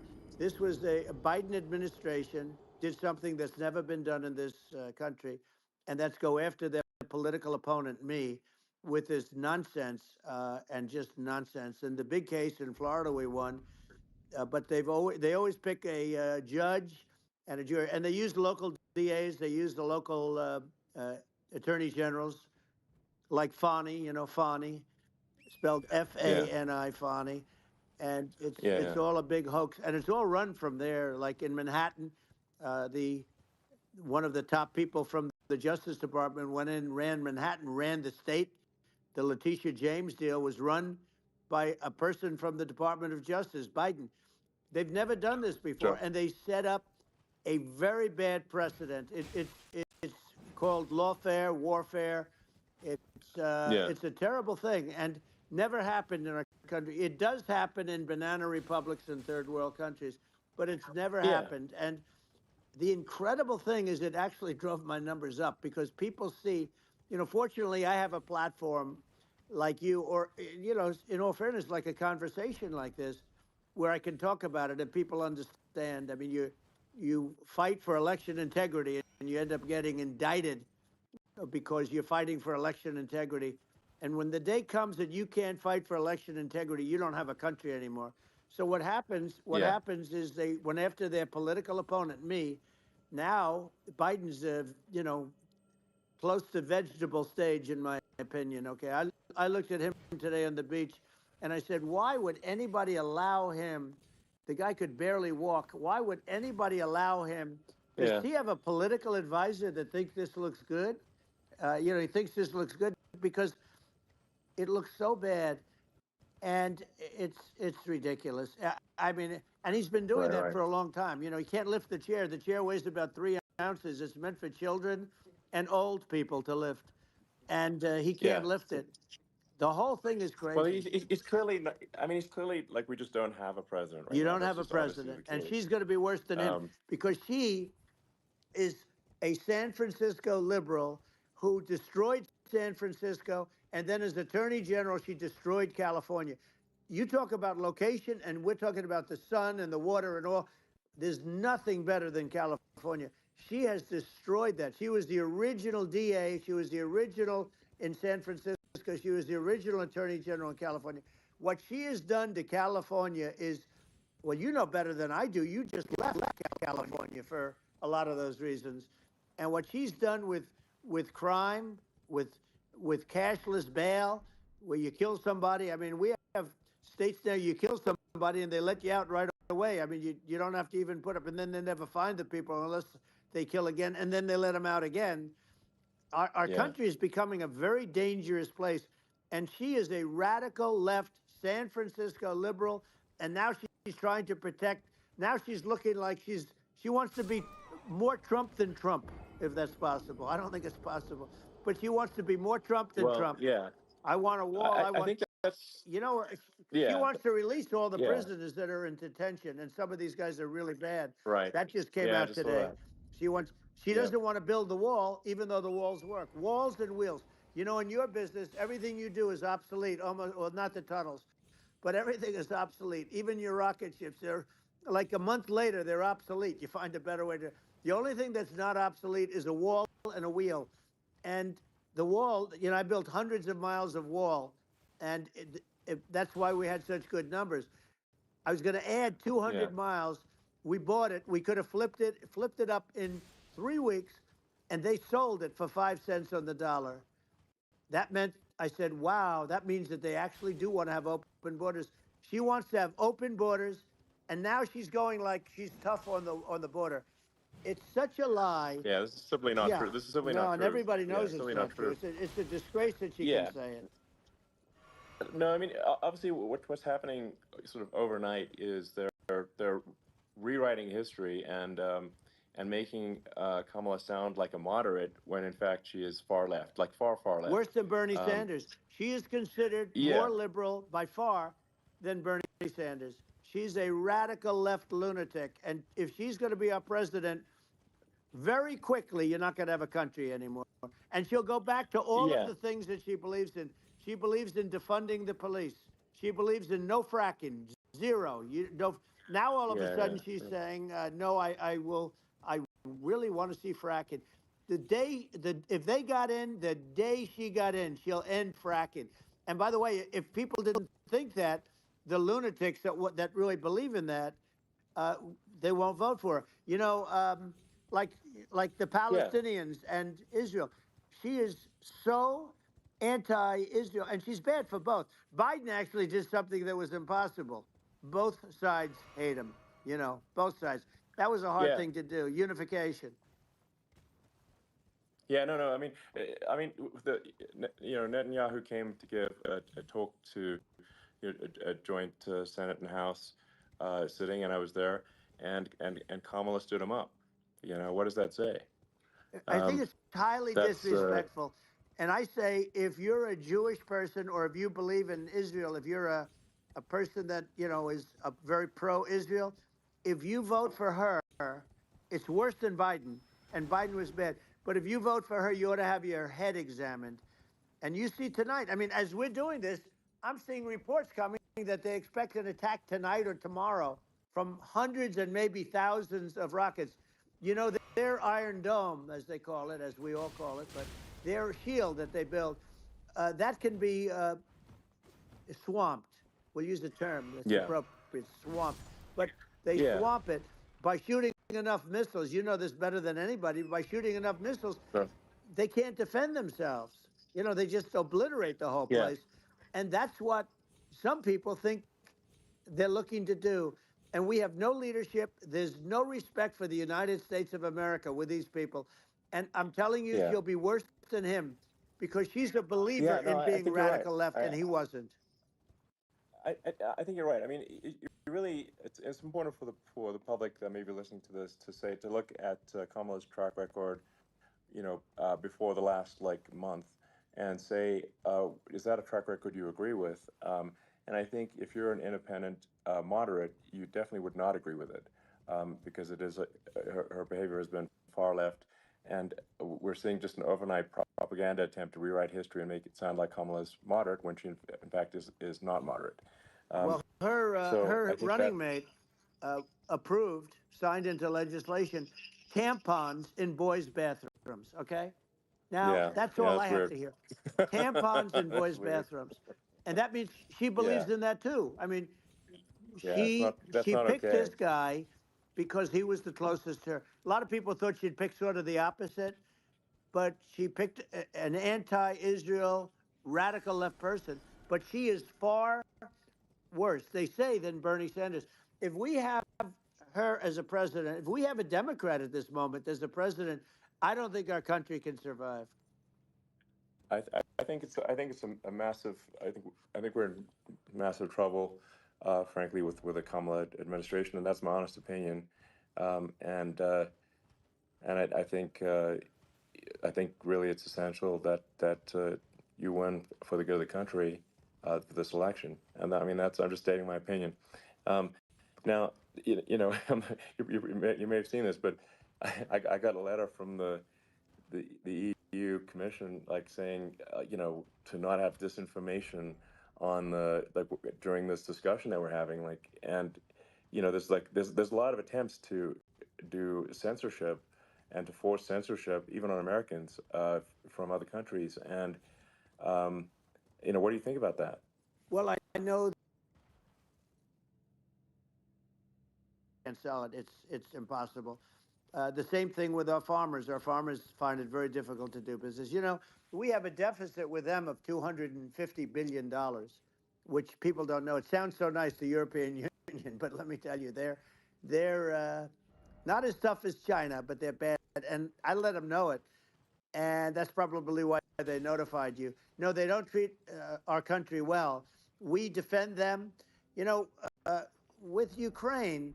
So we're in for 250 billion, and they're in for about 71 billion, and they have the same size. It's if you add up the European nations that in terms of an economy, it's about the same size. When you say as us, and they're in Yeah, and they're in much greater risk. They they're right there. We have an ocean separating us from, in this case, the enemy would be Russia. Used to be for the Yeah. Soviet Union, but let's assume they're close enough. And what happens is uh, they're in for 70 something million. I think even less than that, billion, and we're in for about 250 billion, and it could be a lot higher than that. And I say, why aren't you going to equalize? Why aren't they paying what we're paying? And they're in much more, it's much more important for them because of the fact that, they're right near there. I mean, they're all sort of in that location. We're not. But they Yeah. should, they should, and I did it with NATO. There were only 7 countries that were paid up in NATO out of 28 at the time. And the United States Yeah. was subsidizing. Yeah. The United States was subsidizing NATO, tremendously subsidizing NATO. And I said, I Yeah. went in and I said, you Yeah. got to pay up. If you don't pay up, we're not going to defend you any longer. I took a lot of heat, but you know what happened? Billions and billions of dollars came flowing in, and Yeah. I think a lot of the public isn't aware of the fact that the United States pays a disproportionate share of the NATO expenses. and then we get Even though taken like advantage of on trade. So think yeah, about it. well, I mean, the point of NATO is defending Europe, and it's it's like then okay, well, why is the United States paying disproportionately more to defend Europe than Europe? That doesn't make sense. That's unfair, and that is an appropriate thing to address. Well, Um, when you talk about so cost cutting and savings and everything else, I mean, honestly, look, there's nobody that feels worse about the Ukraine situation than I do because I know it would have never happened. I know Zelensky. He was very honorable to me because when they went with the Russia hoax and they said I had a phone call with him, he said it was a perfect phone call. It was a great phone call. He could have grandstanded and, said, oh, he was very threatening. He said, no, it was a very nice phone call. I called him up to congratulate him on his win, and you end up getting impeached because these people are yeah, yeah, lunatics. I was talking about the difference from the people within and the enemies on the outside. In many cases, the people from within are more dangerous for our country than the Russias and the Chinas. If you have a smart president, you're not going to have a problem with them. You're going to do things. yeah, Now, they've taken advantage yeah, of us absolutely. incredibly, but you're going to do things with the right person. Yeah, well, I think it's obvious that you're a believer and an advocate of free speech because during your first term as president, you were attacked relentlessly every day, often very unfairly with with false attacks, and you didn't try to shut down the media. You didn't try to uh, inhibit their freedom of speech, and I think that says a lot. Well, the good thing is that you and I have, and some people, very few, we can get the word out. Although sometimes it's hard because they don't want to print it. Like we're having a great conversation right now. Kamala wouldn't have this conversation. She can't because she's not No. smart. She's not a smart person, by the way. She can't have this conversation. And Biden, we don't even have to talk about it. I mean, he couldn't have this conversation. He would have given up on the first half of a question. He would have walked out. He would have said, "Where am I? Where am I going?" So anyway, but Yeah, no, he wouldn't have this. that's true. Not a lot of people would have this conversation, but we cover a lot of territory. But the beauty is that we can have a conversation, and Yes, you can I'm actually able have a to get it conversation. out without because I get treated this is a unfairly this by is a the really press. big point. You can actually have a conversation with you, Yeah, it's nice, isn't it? and you can't have a conversation with Biden or Kamala. It's like not it's not possible. That's true. Um, It's so this is like talking to an NPC. no. So it's just Well, impossible. but think of it. We need a man or person who's unbelievably sharp in order to stop all the nuclear danger and all the dangers that I'm talking about. And I got along with all these. I got along with Kim Jong Un. We had dinner, we had everything, and he really liked me, and I got along with him really well. By the way, he's the absolute boss over there. A lot of people said, "Oh, do you think he really?" That's for Let me sure. tell you, I saw things that you don't want to know about. He is the boss, but we had a good relationship, and he doesn't like Biden. He considers him a stupid man. He said he's a stupid man. Well, at least he speaks his mind. But in this country, you're not sort of allowed to say it, but I guess you are. You should be allowed to say it if Yeah, it's true. But we need smart people, and we need people that have an ability to lead. And she doesn't have that ability. Can you imagine? Now, yeah, Chairman Xi very well. Can you imagine her and him negotiating, or No, it's even silly. It would be standing silly. together, it is, the whole concept Yeah. is ridiculous. She is terrible. She's terrible, but she's getting a free ride. I It saw a would. picture of her Yeah. Yeah. on Time Magazine today. She looks like the most beautiful actress ever to live. It was a drawing, and Yeah. actually, Yeah. she looked very much like our great first lady, Melania. She looked, didn't look, Yeah. she didn't look like Camilla. That's right. But of course, she's a beautiful woman, so we'll leave it at that, right? Yeah, well, maybe like I think part of what people in America want to, people in America want to feel excited and inspired about the future. They want to feel like the It's future is true. going to be better than the past, and that America is going to do things that are greater than we've done in the past, reach Right. new heights that make you proud to be an American, and excited about the future. Um, They want the I American think dream just back. They want the American dream back. More important than anything else. It's like you don't have that today because the people, they've been just sucked. They see incompetent people running our. You know, the Biden thing is very interesting. People just found him to be incompetent, and when I debated him, I was like, "Is this for real?" It was Yeah, it was just absurd. But I think there are like some grand projects that we could do. I mean, I think like we could build a base on the moon. We could send American astronauts to Mars. We right. could build high speed Yep. connections that are more advanced than anything else in the world between our cities, so people have fast transport. Um, that it's possible to solve traffic with tunnels. That's right. We already made great progress in Vegas doing that, and and just do things that are exciting and inspiring and make the future feel like it's better than the past. Well, I saw what you Like, did in Vegas, and I'll tell you, it was amazing. I got to see. I took a big glimpse at it, and it's incredible. It's incredible, and you could do that all over. You could do that all over. It's deep. yeah, You don't that's even need much structure. Assuming you're in the right areas. no, it's It's straightforward. amazing.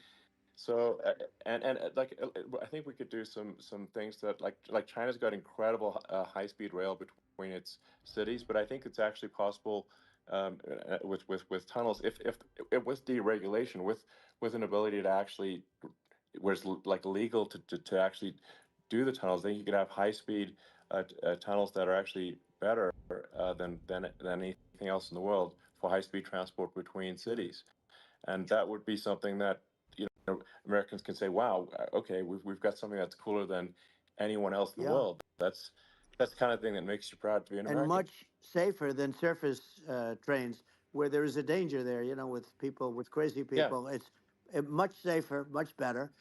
And it's sad because I've seen some of the greatest trains. I find it fascinating, and I've seen the systems and how they work, and the bullet trains they call them, I guess.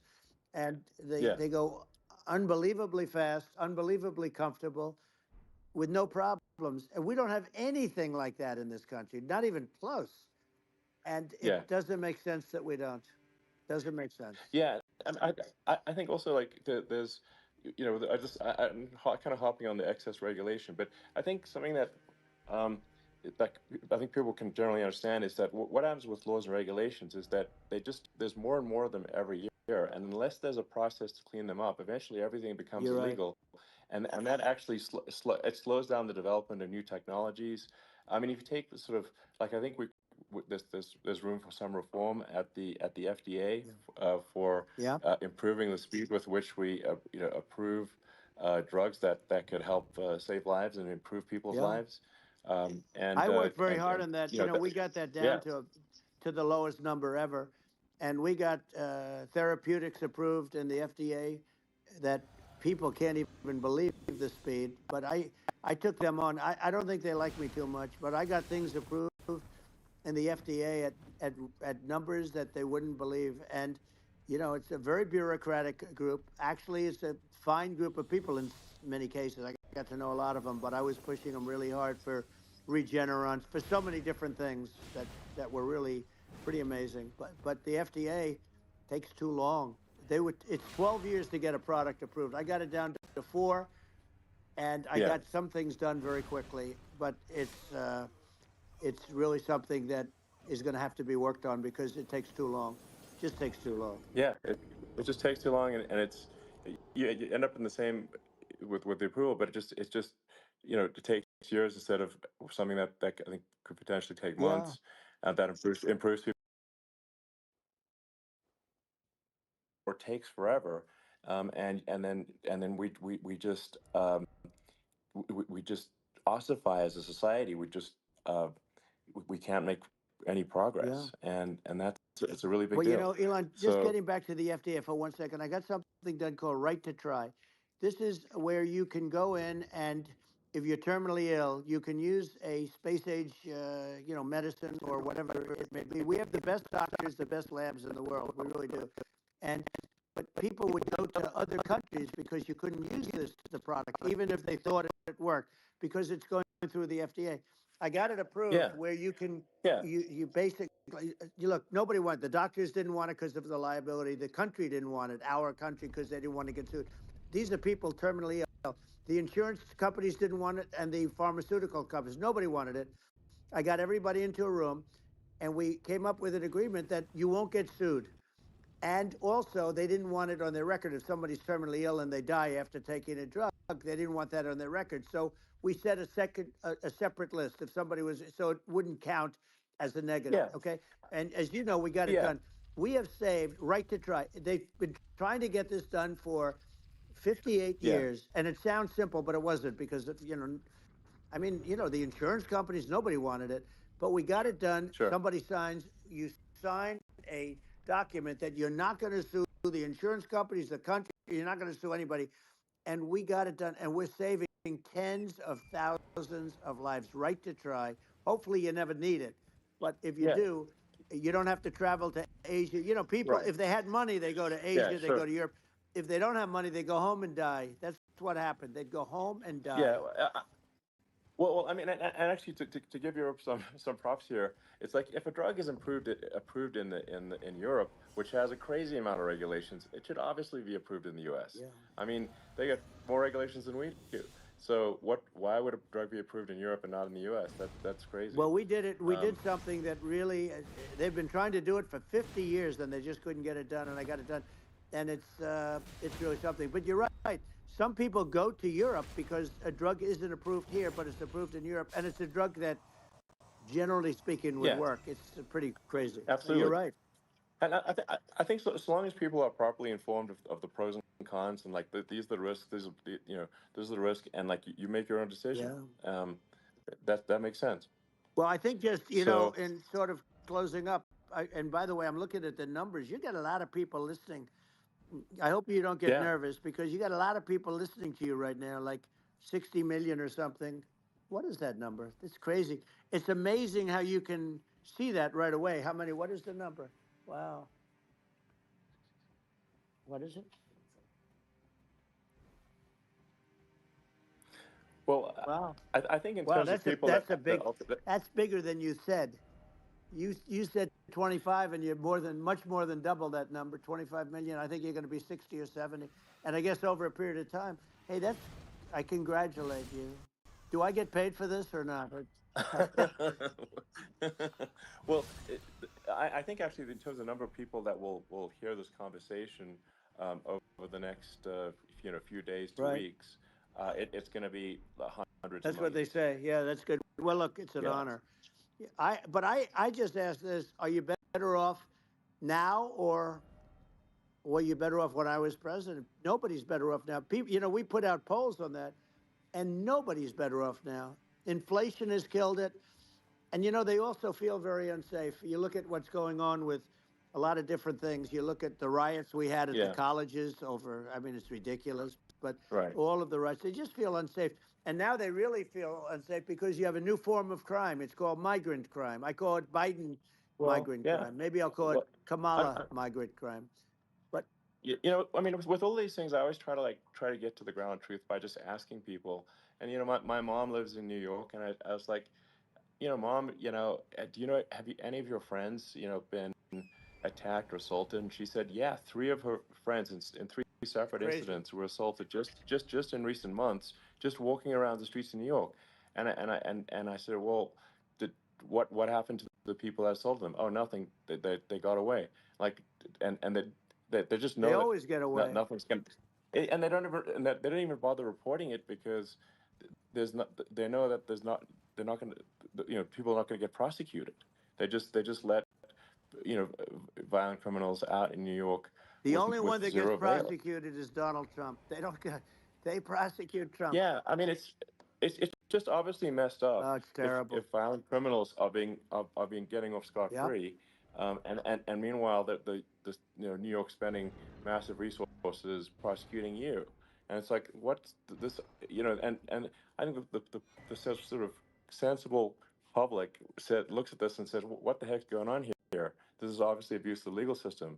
Um, the legal system is supposed to be protecting the that's right. public from violent criminals, and it should be obviously allowing the public to make their own decision about who should be president, as opposed to, some, legal case. Once they start this precedent, because this can go on with the next one. I mean, this is a very bad precedent what they're doing in terms of going after their political opponent, and that's all it is. It's going after their political opponent, Yeah, and then you get a judge who's a strong Democrat, and I'm being nice when I say that. In many cases, crooked as hell, but you get a judge and you go into an area where a Republican gets 3 or 4% of the vote, and you'll have a jury pool yeah, with people that hate Republicans or hate. It could sure, also be the other way of though, course, because it could start the other way in areas where they hate exactly. Democrats, and you get into a Yep, Pandora's box. It's a very dangerous thing for this country, and a very dangerous thing even for the state. New York City is yep, losing. New York absolutely. City and state lose a lot of business over what they did to me, because these people say we don't want that to happen to us. That's no justice system. You have an unfair system of Yes, justice, and it's costing New York State a tremendous amount of money. People are leaving and companies are leaving, and they won't come back. So all of that stuff is important, but the economy now is the big thing, and we can turn that economy up so fast, and people are going to be back again. We're going to get rid of yeah. inflation. I think there's a lot of Right. opportunity. Absolutely. Absolutely. So And I just I want to think I I want to think congratulate you. You've done an amazing job. You have definitely got a fertile mind. We can talk. You and I can talk about rockets and it's kind of you to say thank you. tunnels. We can talk about tunnels and rockets and electric cars. So many things. And now you're into the AI, and that's going to be another beauty, I'll say. So Yeah. it's an amazing thing you've done, Elon. It's an amazing thing, and I Well, congratulate you. I mean, thank you. And well, I mean, I just to say here, here's to an exciting, inspiring future that people can look forward to and be optimistic and excited about what happens next. And that's the kind of future that I think you will bring as president, and that's why I endorse you. Well, I appreciate that. That endorsement meant a lot to me. Not all endorsements mean that much, to be honest. Your endorsement meant a lot. And, we have a phrase, make America great again. It's pretty simple, but it really says that we want to make America great again. And we can do it. We can do it now. But if we were going to suffer another 4 years like we've suffered for the last 4 years, I'm not sure the country can ever come back. That's how bad it is. It's so bad. We have to I do a think lot I of think that's a things. very real Yeah, risk. it's a big That's a risk. very real risk. Yeah. And it's, I'd just like to note to people listening, like I've not been very political before, and if you look at my record, I've actually been, I'm not like, sometimes they try to paint me as like a far right guy, which is absurd, because I'm like making electric vehicles and solar and batteries, helping with the environment, and and I actually I supported Obama. I stood in line for 6 hours to shake Obama's hand when he was running for president, and so it's not like I'm like some sort of dyed in the wool long term Republican. I call myself that we're just going to see an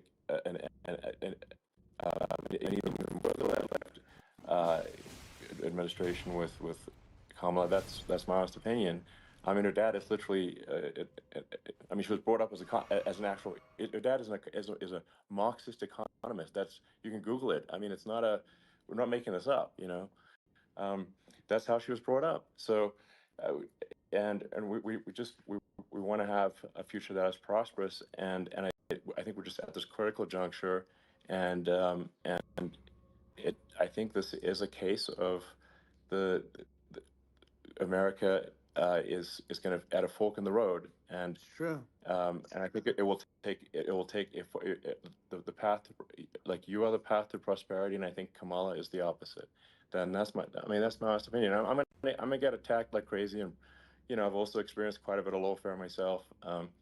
And But I'm just trying to tell people my honest opinion, and I haven't been really active in politics before, and I'm just trying to point out that my track record historically has been moderate, if not moderate, slightly left, and so this is to people out there who are in the moderate camp to say, I think you should support um, Donald Trump for president.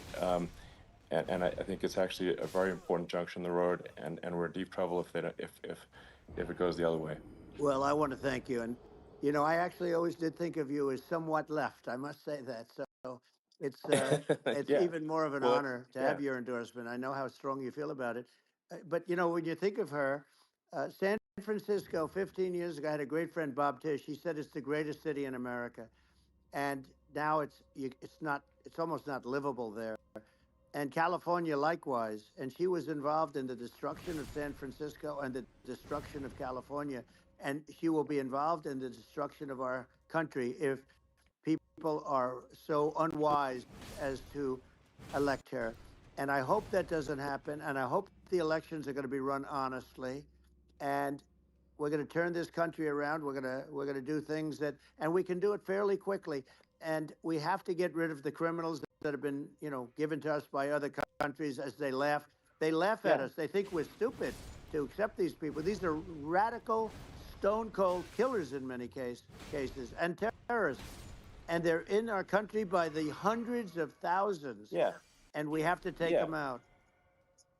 Yeah, I mean, if I could summarize it, perhaps, I think these are issues that I think most people in America would agree with, which is that we want safe and clean cities, we want secure borders, we want sensible government spending, we want to restore both the perception and reality of respect in the judicial system, just stop the lawfare, and I think that's like, and how are those even right wing positions? I think those are that's just common sense, and that's I mean, would you agree with Yeah, that? 100%.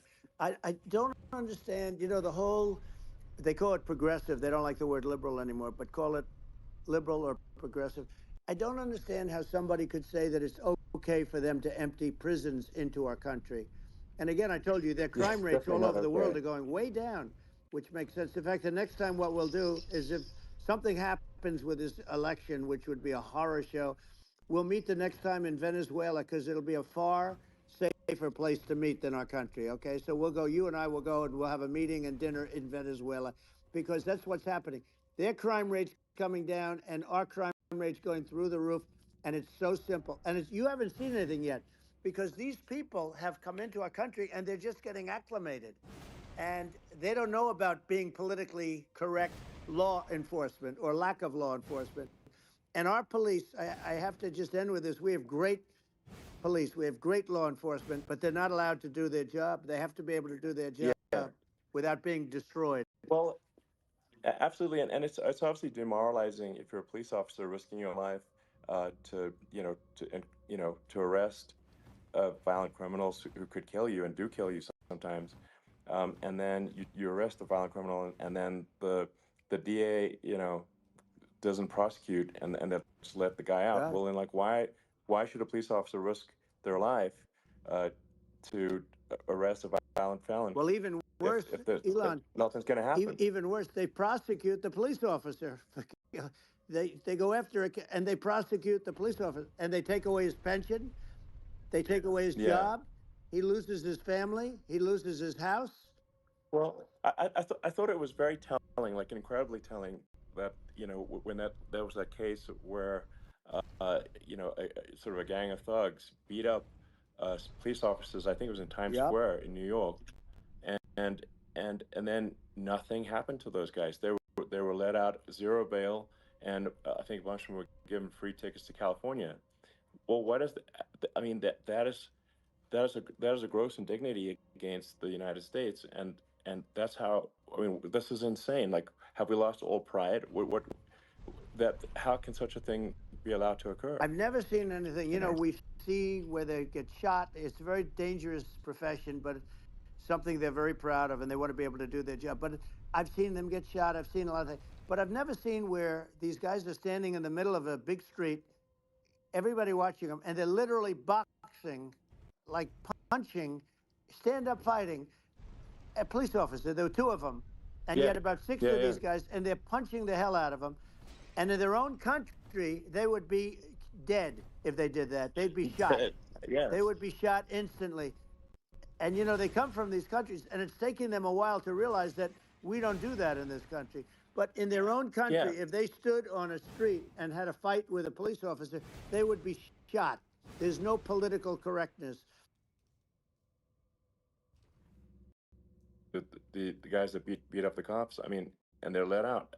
This is Well, we're going to unacceptable. change it, Um, and we're going to get them out of the country. When I first got involved, they said you couldn't get them back to these countries. You couldn't take them back. In the case of Guatemala, Honduras, El Salvador, some others, you couldn't get them back. And I said, really? Oh, you can't get them back because under Obama, he couldn't get them back. They'd fly them in, and they'd put planes on the runways in these countries, so you couldn't land the plane. They'd bring them back. And the generals told me, sir, we can't bring them back. The countries won't accept MS-13 gang members. They won't accept them. And I said, really, how much do we pay these various countries in terms of economic aid, which is also somewhat ridiculous? And the answer was $750 million. I said, good. Tell them they're in default. They're delinquent. We're not paying them anymore because they won't accept yeah, it. it's And you know what happened? They all called me, yeah, every yeah, one of them. They said, we would be honored to take them back, sir. We would be honored. It was so easy. But it's one of those things. And we got them back. We took in so many, the MS-13 is probably yeah, the worst gangs in the world. They're the most vicious, violent. We took them out of here by the thousands and got them out of here. And their countries took them back. And because I said, you're not getting any more economic aid. And once I said that, they were nice. They wouldn't take them back for yeah, Obama. yeah, They wouldn't take them back for anybody. And now we have a problem because we have this guy, and they don't take him back anymore with Biden because they don't respect him. yeah, yeah. It's gotta be done. We just can't have uh, yeah, whether they're citizens or not citizens. We can't have because they won't prosecute citizens either. Not just illegals. So uh, that if you can't have violent repeat violent offenders that are not that don't get That's incarcerated right. because they will obviously by definition com- continue to hurt people. I think where part of this comes from is that there's and I do sort of consider myself liberal in some ways. I mean, it's just that you want to have empathy for Right. people. Obviously, you want to have empathy for people. I totally agree with that. You want to have empathy, but you also have to have empathy for the victims of the criminals. And if you just have empathy for the criminals, it's actually shallow empathy. It's not real. You're not thinking. You have one layer deep empathy. You got to say like, what if you don't incarcerate this person? Who are they going to uh, hurt? Who are they might kill someone. They might rape someone. If you don't incarcerate them, you have to have empathy for the victims. And there's a lack of empathy for the victims of the criminals and too much empathy for the criminals. It doesn't make sense. That's why you want to have deep empathy for society as a whole, not shallow empathy for That's right. criminals. And we have to give our police officers the dignity and the respect that they deserve. And we have to let them do their job. They can do a great job, but we have to let them do their job. And if we don't do that, it's going to all disappear. There's never been a society like this where you're allowed to do anything you want and nothing happens. And I'm talking about violent crime. And it's going to get more violent because these are really, really violent people. And we're going to get them out of our country, and we're going to get them back to where, because they were sent here by the presidents and by the various people that run those countries. And I know every one of those guys. And they're smart people, and they're streetwise people. And they really think that the USA is stupid. They think we're run by stupid people, and they happen to be right. But when I was there, we had no problem. We got them out. We took out thousands of MS-13 gang members. We brought them back. And now, again, it's the same old story. We don't do it.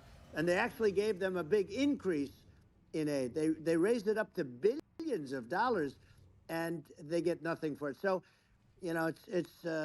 I hope everybody's going to vote for Trump, and we're going to get this country straight. And Yeah. I didn't need this. I I'm like you. I didn't need this. I had a very nice yeah. life. I didn't need to go Yeah. through Yeah. court systems and go through all the other stuff and run at the Sure. same time. I have to run.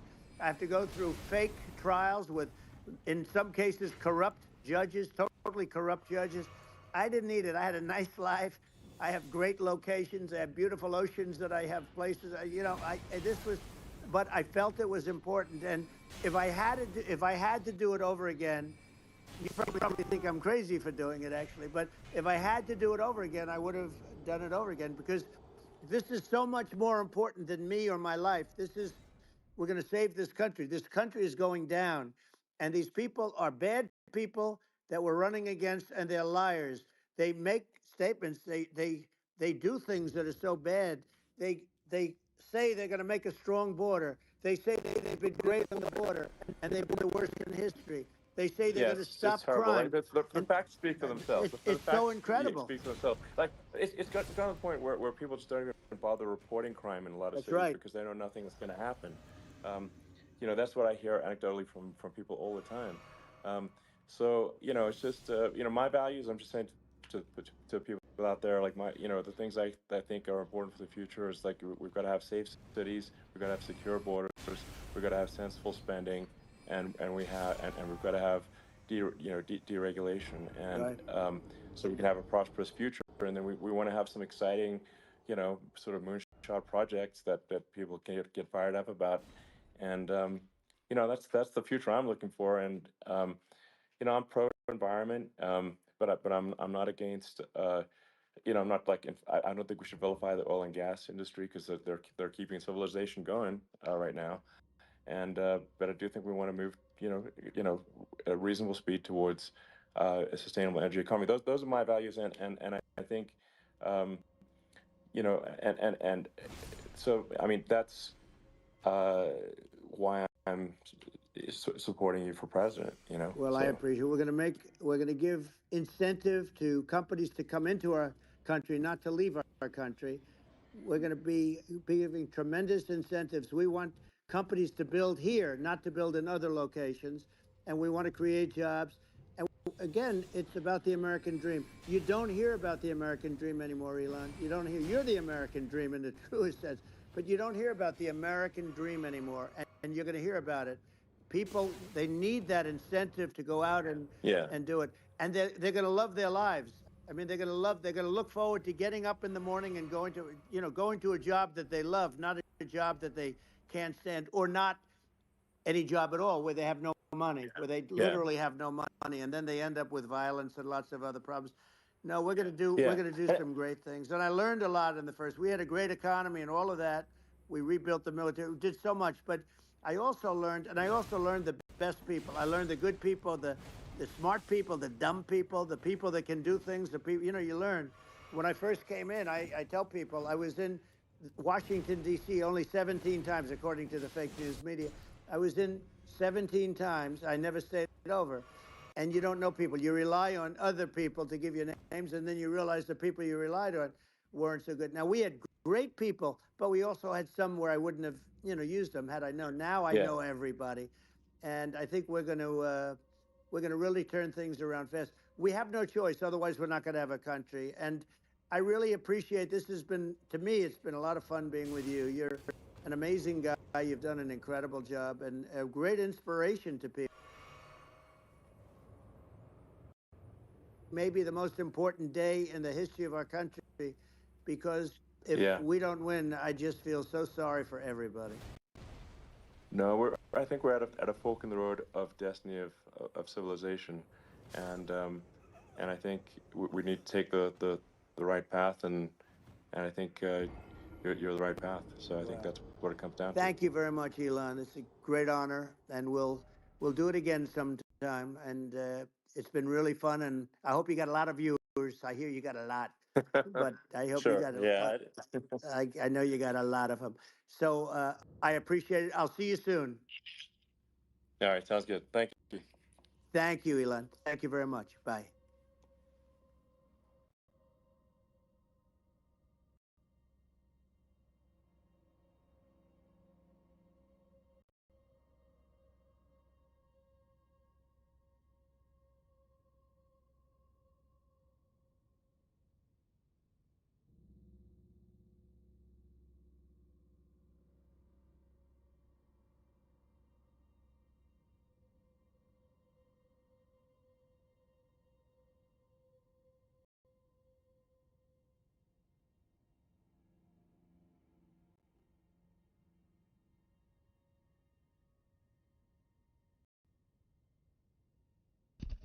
Give me a minute.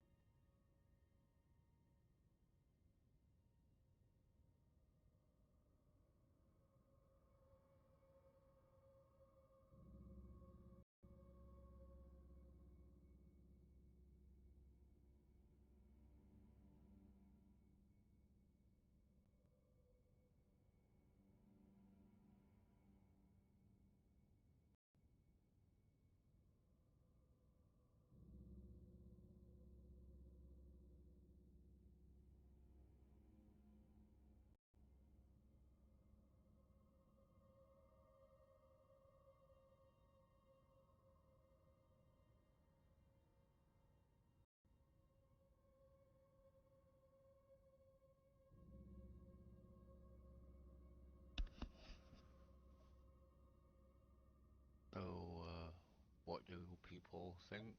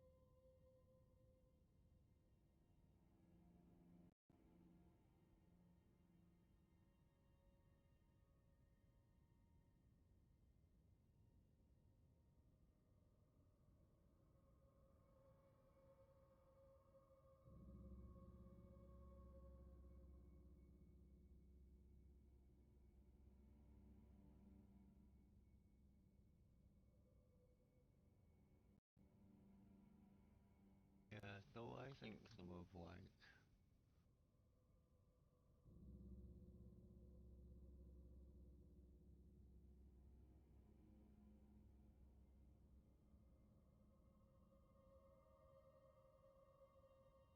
it'd be interesting to see like Elon Musk working with the White House trying to get. I mean, he already does, right? With Star Starlink. No, does he work with? I don't know if he work with Starlink, but the what's the rocket company called?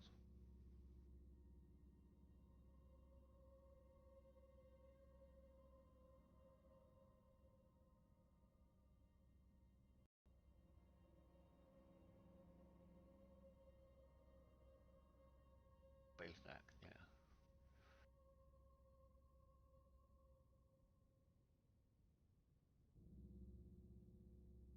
Yeah, kind of. Maybe.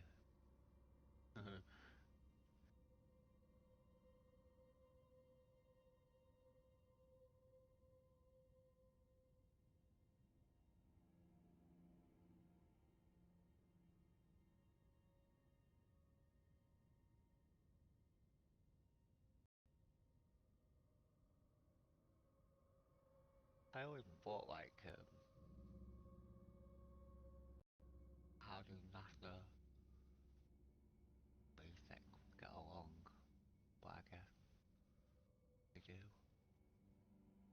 I guess like frontier science, so they enjoy competition maybe, or the help.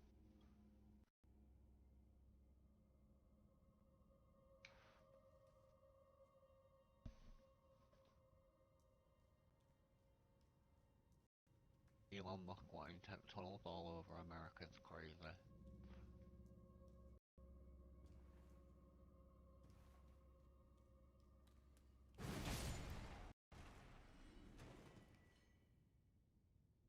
Trying to keep malicious things.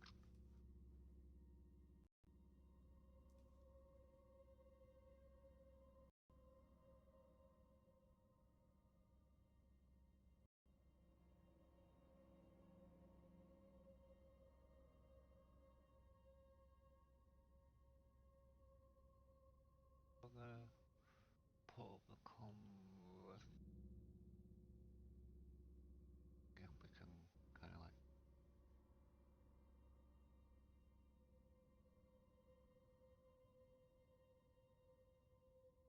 go through.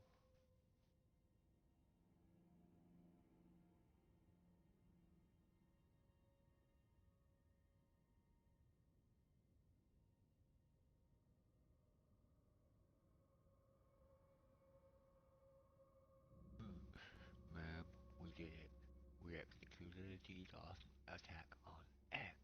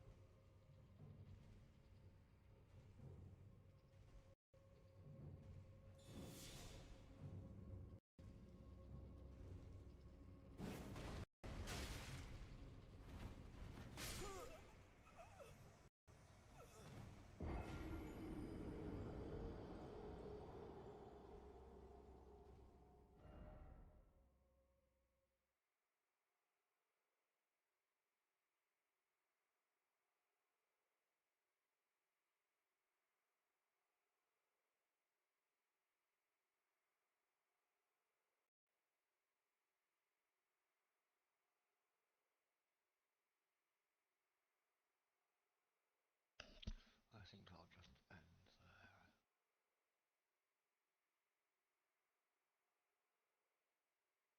Thank you for watching. Thank you for liking or subscribing. I've been the Geek Genie. You guys are awesome. Thank you and goodbye.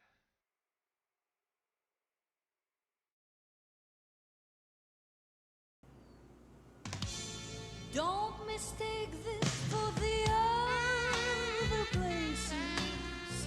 Here you'll find happy faces. Give in to a new temptation. Try our tasteless taste sensation.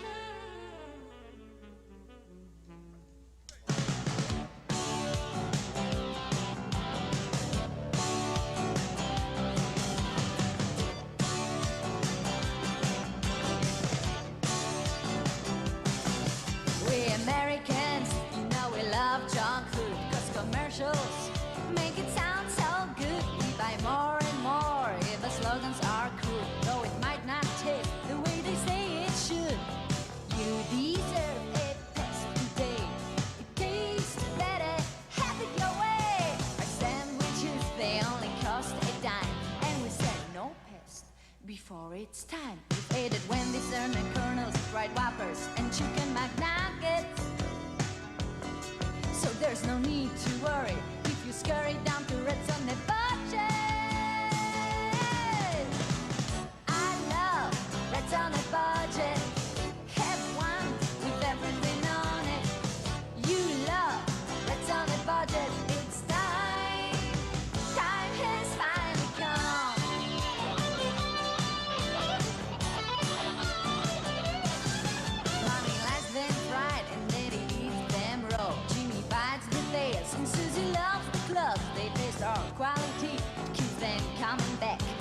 Her sandwiches are made of just pure red. You deserve a pest today. It tastes better, have it your way. Her sandwiches, they only cost a dime, and we sell no pest before it's time.